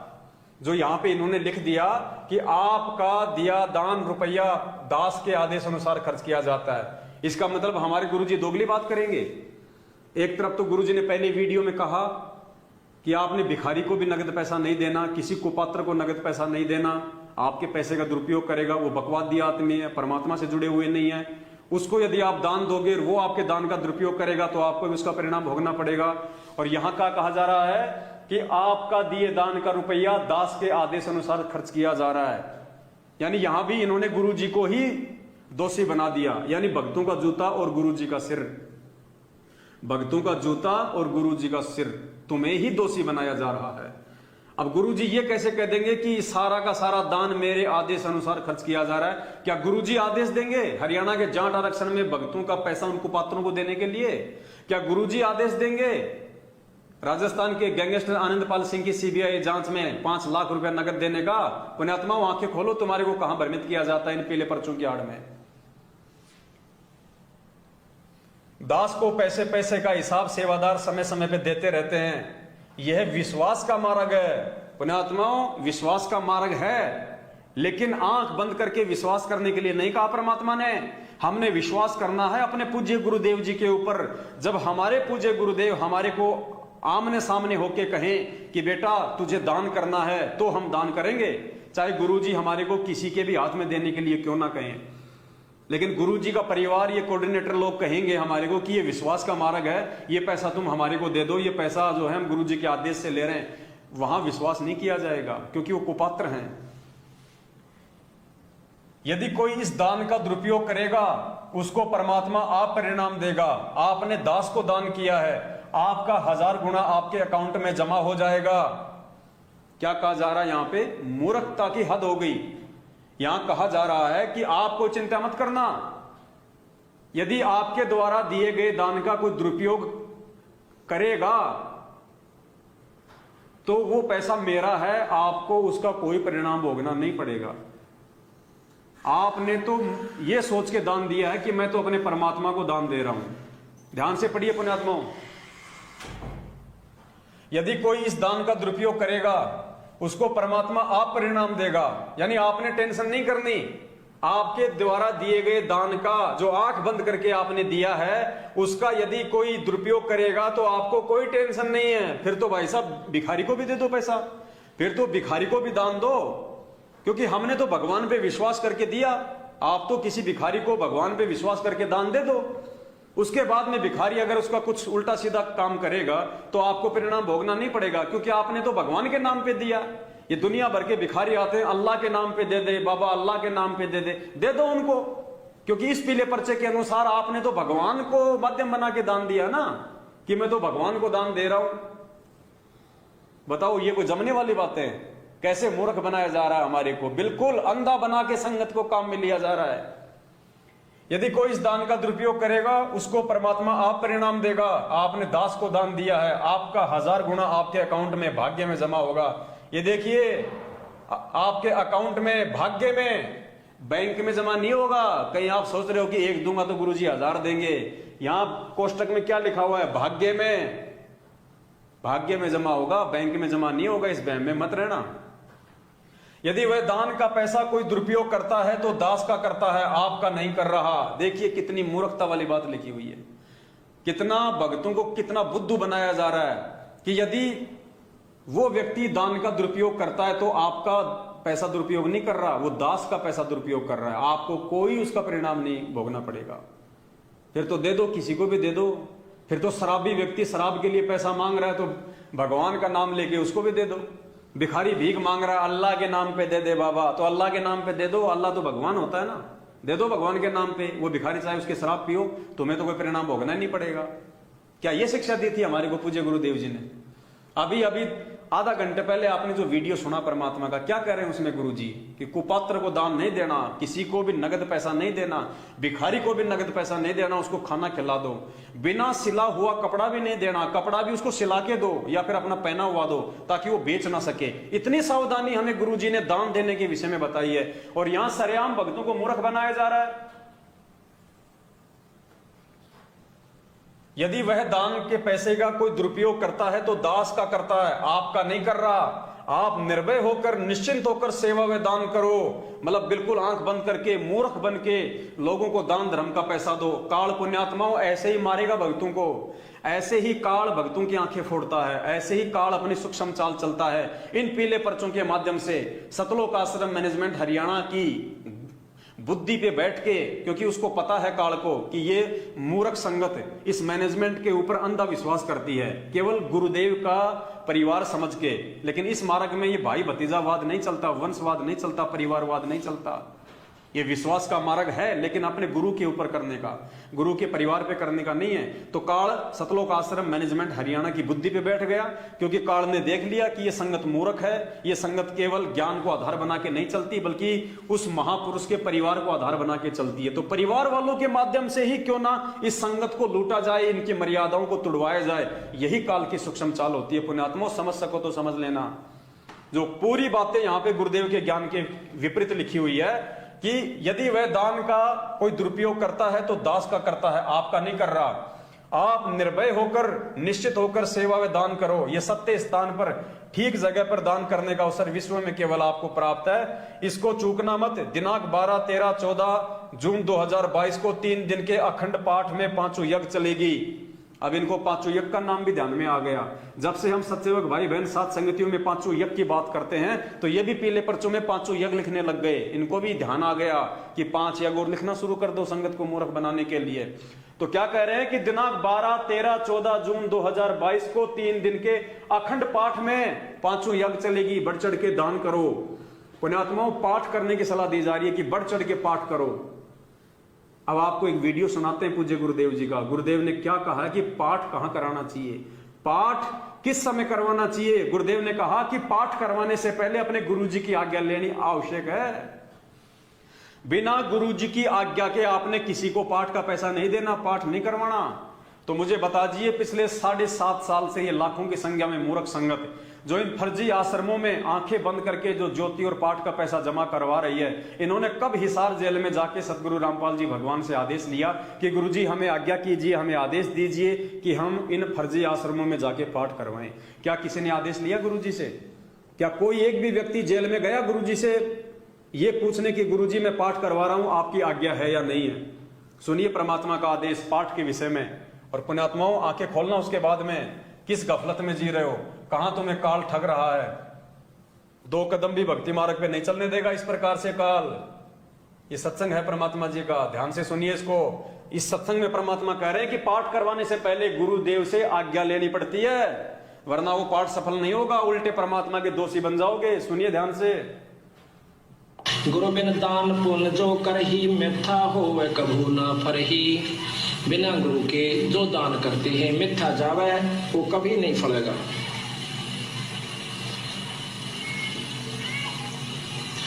गुरु बिन होम यज्ञ जो साधे, और 10 मन पातक लागे। गुरु बिन कोई पाठ, कोई हवन ये नहीं करवाना चाहिए, गुरु की आज्ञा लेकर फिर करवाना चाहिए। जिसके सिर पर कृपा गुरु की, वो दुख कैसे पाएगा। जिसके सिर पर कृपा गुरु की, वो दुख कैसे पाएगा। नाम गुरु जी का जप लेगा, नाम गुरु जी का जप। तो यहां परमात्मा ने बिल्कुल स्पष्ट कर दिया है कि गुरु जी की आज्ञा के बिना पाठ नहीं करवाना चाहिए, पाठ करवाने से पहले गुरु जी का आदेश लेना चाहिए। तो ये मूर्ख संगत कहां गुरु जी का आदेश लेने के लिए हिसार जेल में गई? किन भक्तों ने जाके हिसार जेल से गुरु जी का आदेश लिया? बिल्कुल टोटल संगत काल प्रेरित हो चुकी है। 90% लोग काल भगवान की गोद में बैठे हैं। कब किसके ऊपर क्या बिजली गिर जाए कोई भरोसा नहीं है। भक्ति करते करते भी लोग अकाल मौत मर रहे हैं। कारण यही है कि गुरुजी के सत्संग रूपी वचनों पे कोई नहीं चल रहा। सब लोग मनमानी देखा देखी भेड़ चाल में मस्त हैं। कोई मर रहा है तो मर रहा है, उनको कोई फर्क ही नहीं पड़ रहा। लोग विचार ही नहीं कर रहे कि यार मेरे गुरुजी का भगत अकाल मौत मर रहा है, इसने तो सारनाम लिया हुआ था, सतनाम लिया हुआ था, फिर भी अकाल मौत मर रहा है। कारण क्या, रीजन क्या है?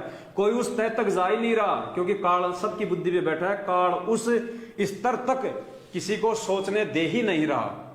तो पुण्यात्मा के सौभाग्य के सत्सेवकों को परमात्मा ने वो सद्बुद्धि बख्शी है, जो आज हम इन चीजों पे विचार कर पा रहे हैं। और आज हम केवल अपने गुरुदेव के वचनों को आधार बना के चलते हैं, गुरुदेव के सत्संगों को आगे रख के चलते हैं। हम किसी सतलोक आश्रम मैनेजमेंट हरियाणा के किसी फर्जी आदमी को देख के नहीं चलते। हम गुरुदेव के कलयुगी परिवार को आधार बना के नहीं चलते। हम किसी नामदान संचालक, कोऑर्डिनेटर या स्टेट कोऑर्डिनेटर के तानाशाही फरमानों पे नहीं चलते, क्योंकि हमें परमात्मा चाहिए, हमें मोक्ष चाहिए, इसी जन्म में चाहिए। तो हमने इसी जन्म में अपने गुरु को भगवान मानना पड़ेगा। भगवान मान के उनके प्रत्येक वचन की दृढ़ता के साथ में पालना करनी पड़ेगी।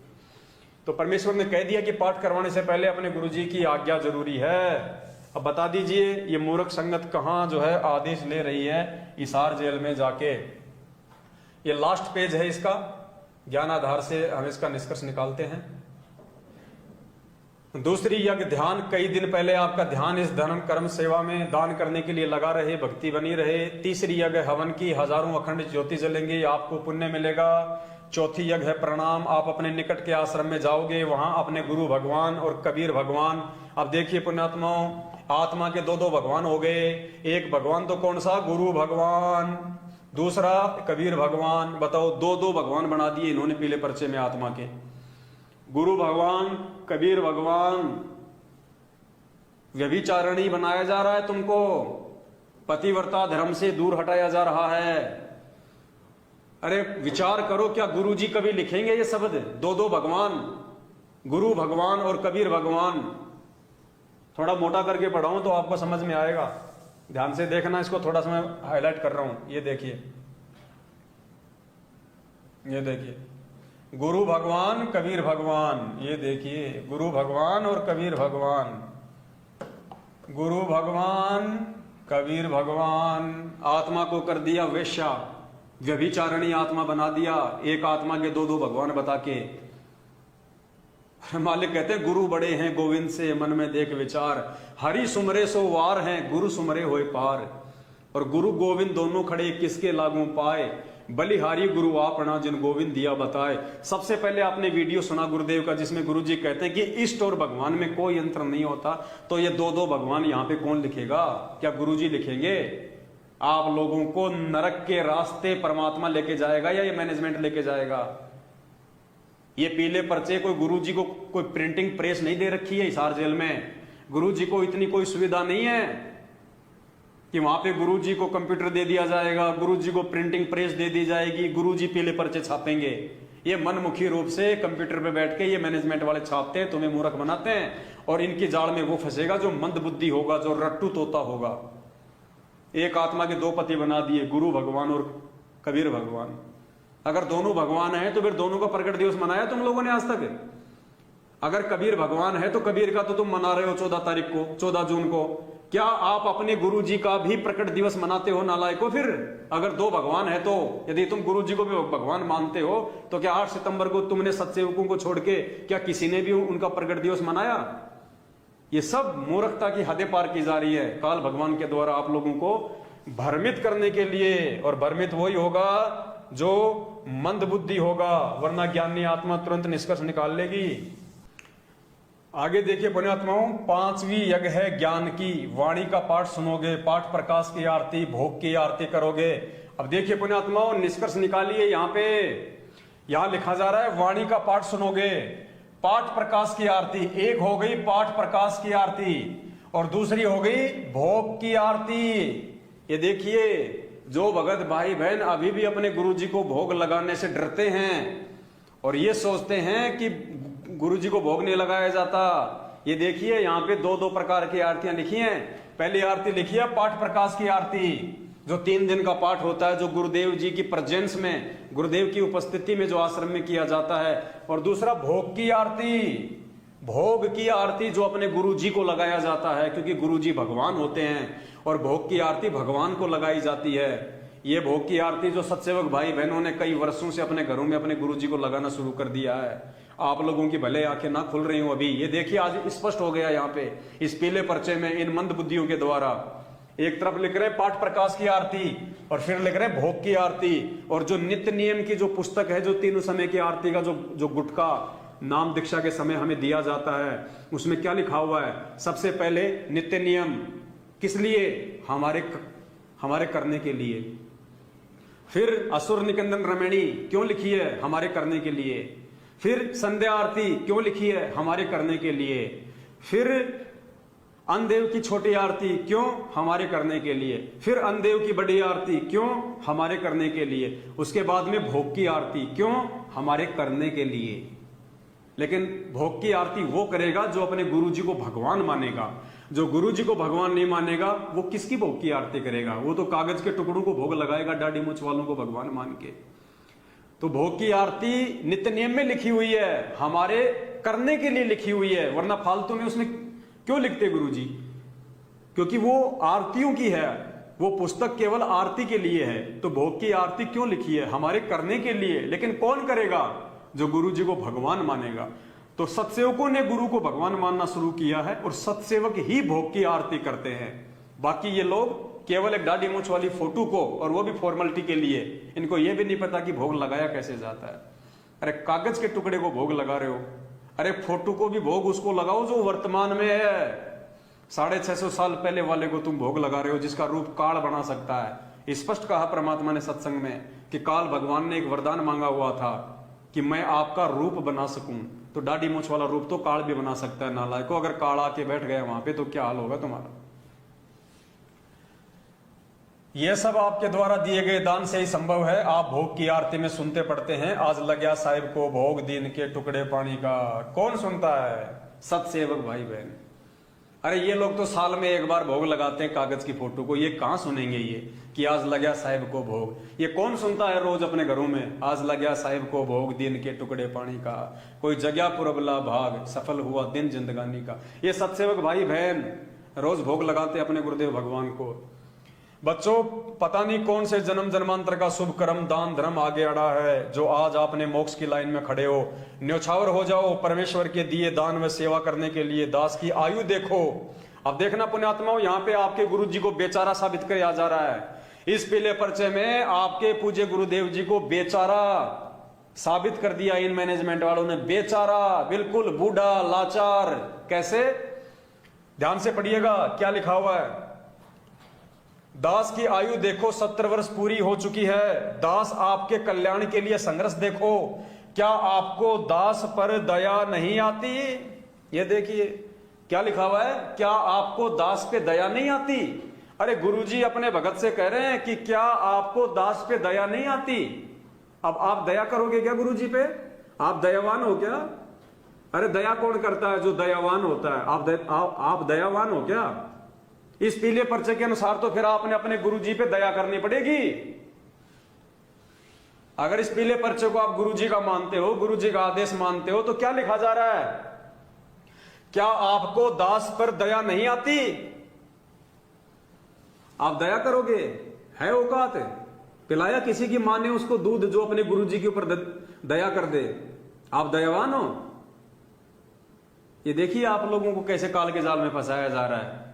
ये शब्द लिख के कि क्या आपको मेरे ऊपर दया नहीं आती, यहां आपके गुरुजी को बेचारा घोषित किया जा रहा है, लाचार घोषित किया जा रहा है, बेबस घोषित किया जा रहा है, दुखी घोषित किया जा रहा है। आपका गुरुजी आपसे दया की भीख मांग रहा है कि बच्चों मुझ पे दया करो। क्या तुम्हें मेरे ऊपर भी दया नहीं आती?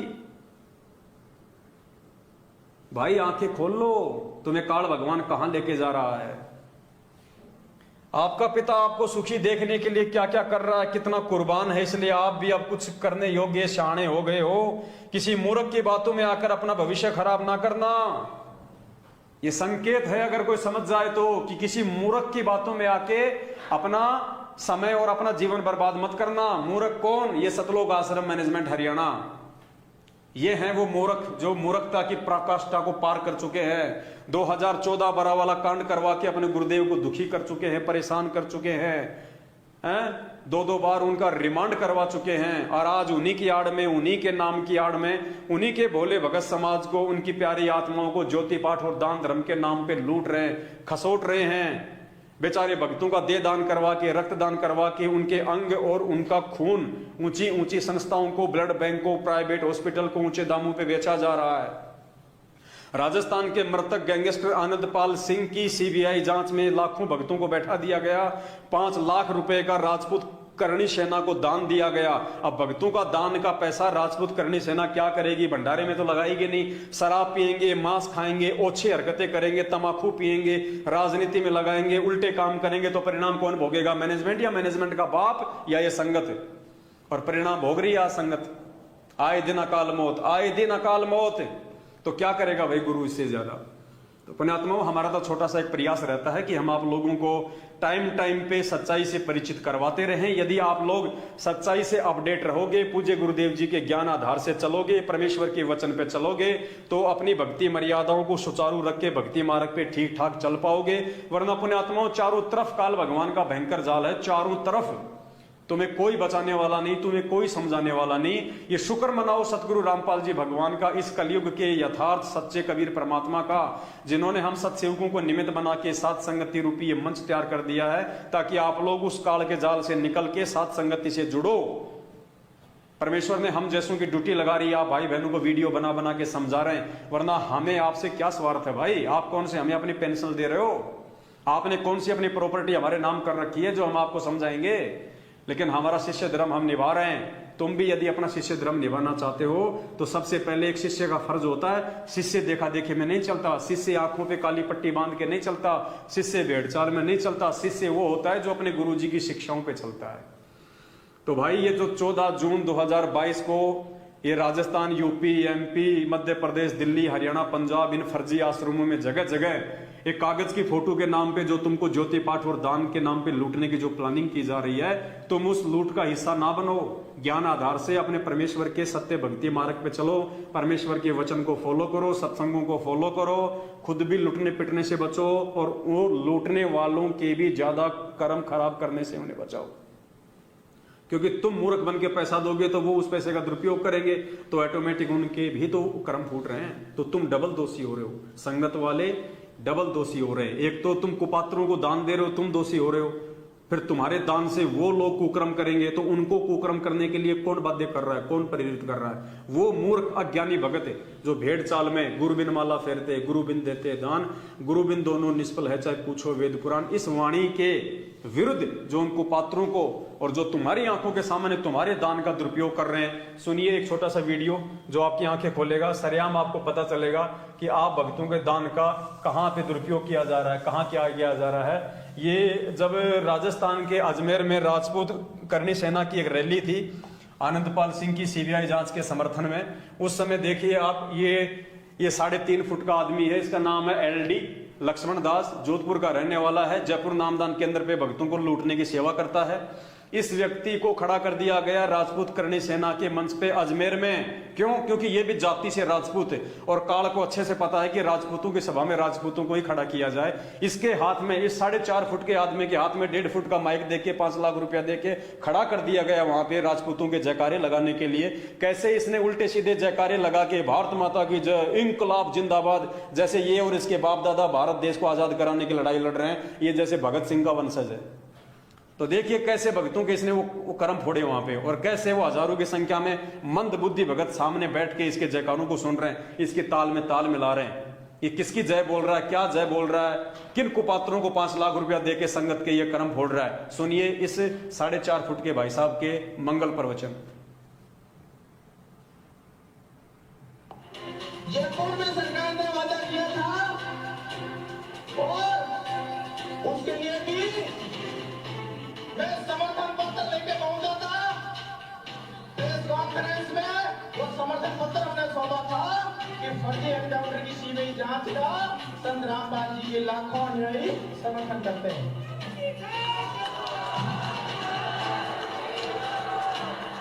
भारत माता की, भारत माता की, मां पद्मावती की, मां पद्मावती की इंकलाब।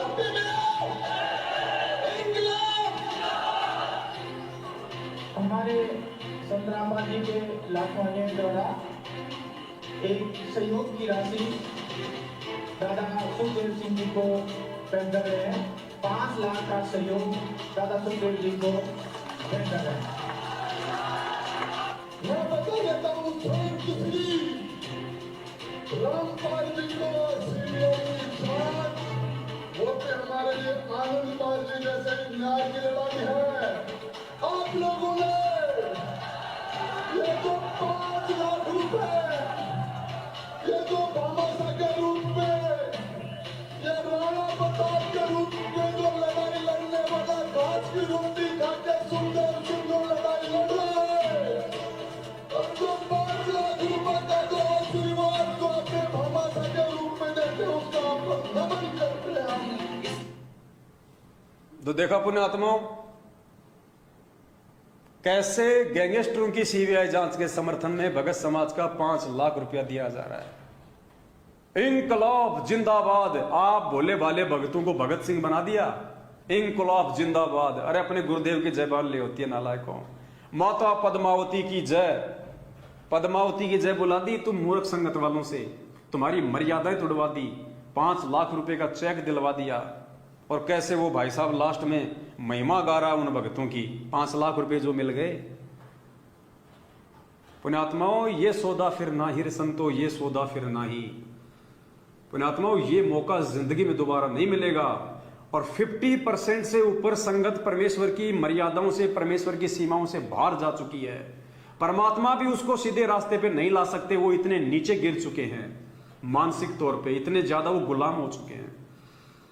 ये सौभाग्य है हम सत्सेवक भाई बहनों का, हम परमेश्वर का कोटि कोटि दंडवत धन्यवाद करते हैं। हम ऋणी हैं इस पूज्य गुरुदेव भगवान के, जो परमात्मा ने ना जाने कैसे हमारी बुद्धि के ये पट खोले, हमारे को सत्य से परिचित कराया। परमेश्वर ने हमारे को नीर खीर का निबेरा करना सिखाया और इन गलत कुकर्मों में फंसने से हमारे को बचाया, वरना हम भी एक ना एक दिन इन्हीं कुपात्रों के सहयोगी होते, इसी मैनेजमेंट के पीछे चल के अपनी भक्ति बर्बाद कर रहे होते, जैसे आज ये लाखों की संगत कर रही है। हम भी एक कागज के टुकड़े को भगवान मान के उनका प्रकट दिवस मना रहे होते। तो पुण्यात्माओं, ये गुरुदेव की विशेष रजा है, जो जो आत्मा सात संगति से जुड़ी हुई है। पुण्यात्माओं, आप हैं वो असली आत्मा जिनके विषय में परमात्मा सत्संग के शुरुआत में कहते हैं कि पुण्यात्माओं धन्य है तुम्हारे माता पिता जिनसे तुम्हारा जन्म हुआ। ये 4.5 फुट का आदमी 1.5 फुट का माइक पकड़ के 5 लाख हाथ में लेके अपने आप को जो सुपरस्टार समझ रहा है ना, ये तो बिल्कुल गलत में जा चुकी आत्माएं हैं। इनका तो भगवान भी सारा नहीं है आगे चल के, इनके साथ में जो दुर्गतियां होंगी। जिस प्रकार से ज्ञान को आधार ना बना के काल प्रेरित होके ये खुद भी अपने जीवन को नरक बना रहे हैं और लाखों भक्तों का जीवन भी मर्यादा तोड़ के ये लोग उनका जीवन भी नरक बना रहे हैं। तो सौभाग्य है हमारा जो परमेश्वर ने हमें संभाला, परमात्मा ने हमें सद्बुद्धि बख्शी, परमात्मा ने हमें साथ संगति दी और ज्ञान आधार से हम एक दूसरे भगत भाई बहन मिलजुल के साथ संगति से जुड़ के इस भक्ति मार्ग पे हम चल रहे हैं। गलतियां करने से हम बच रहे हैं, साथ में दूसरे भगत भाई बहनों को भी समय समय पे हम आगाह कर रहे हैं। तो ऐसे ही आप लोग साथ संगतियों से आप जुड़े रहें। इन वीडियो को ज्यादा से ज्यादा आप लोग शेयर करें, अपने चैनल पे आप इनको अपलोड करें और सभी तक उनका लिंक भेजें। आपके जितने भी भगत भाई बहन जो आपसे व्हाट्सएप पे जुड़े हुए हैं, बहुत सारे भगत भाई बहन क्या करते हैं, वीडियो अपने चैनल पे डाल देते हैं यूट्यूब पे ये वाले, उसके बाद वो किसी को आगे भेजते नहीं है और देखता है नहीं कोई। तो पुण्यात्माओं, ऐसे हमारा कोई भला नहीं होगा, ऐसे ये संदेश से संगत तक नहीं जाएंगे। आप अपने चैनल पे जब इस वीडियो को डाउनलोड करके अपलोड करो, उसके बाद आपके चैनल का जो लिंक होता है यूट्यूब का, उस लिंक को आपके मोबाइल में जितने भी भक्तों के व्हाट्सएप नंबर हैं, 100 के, 50 के, 200 के, आप सभी को भेजो, एक एक को। फेसबुक पे उस लिंक को ज्यादा से ज्यादा शेयर किया करो, तब जाके कहीं आपकी वीडियो कोई देखेगा और कहीं जाके फिर आपकी वीडियो देख के कोई आत्मा समझेगी, संभलेगी, तो फिर वो पुण्य परमात्मा आपके झोले में डालेगा। ऐसे मोबाइल में यूट्यूब पे वीडियो डाल दिया, निश्चिंत होके बैठ गए, उसको कोई नहीं देखता ऐसे।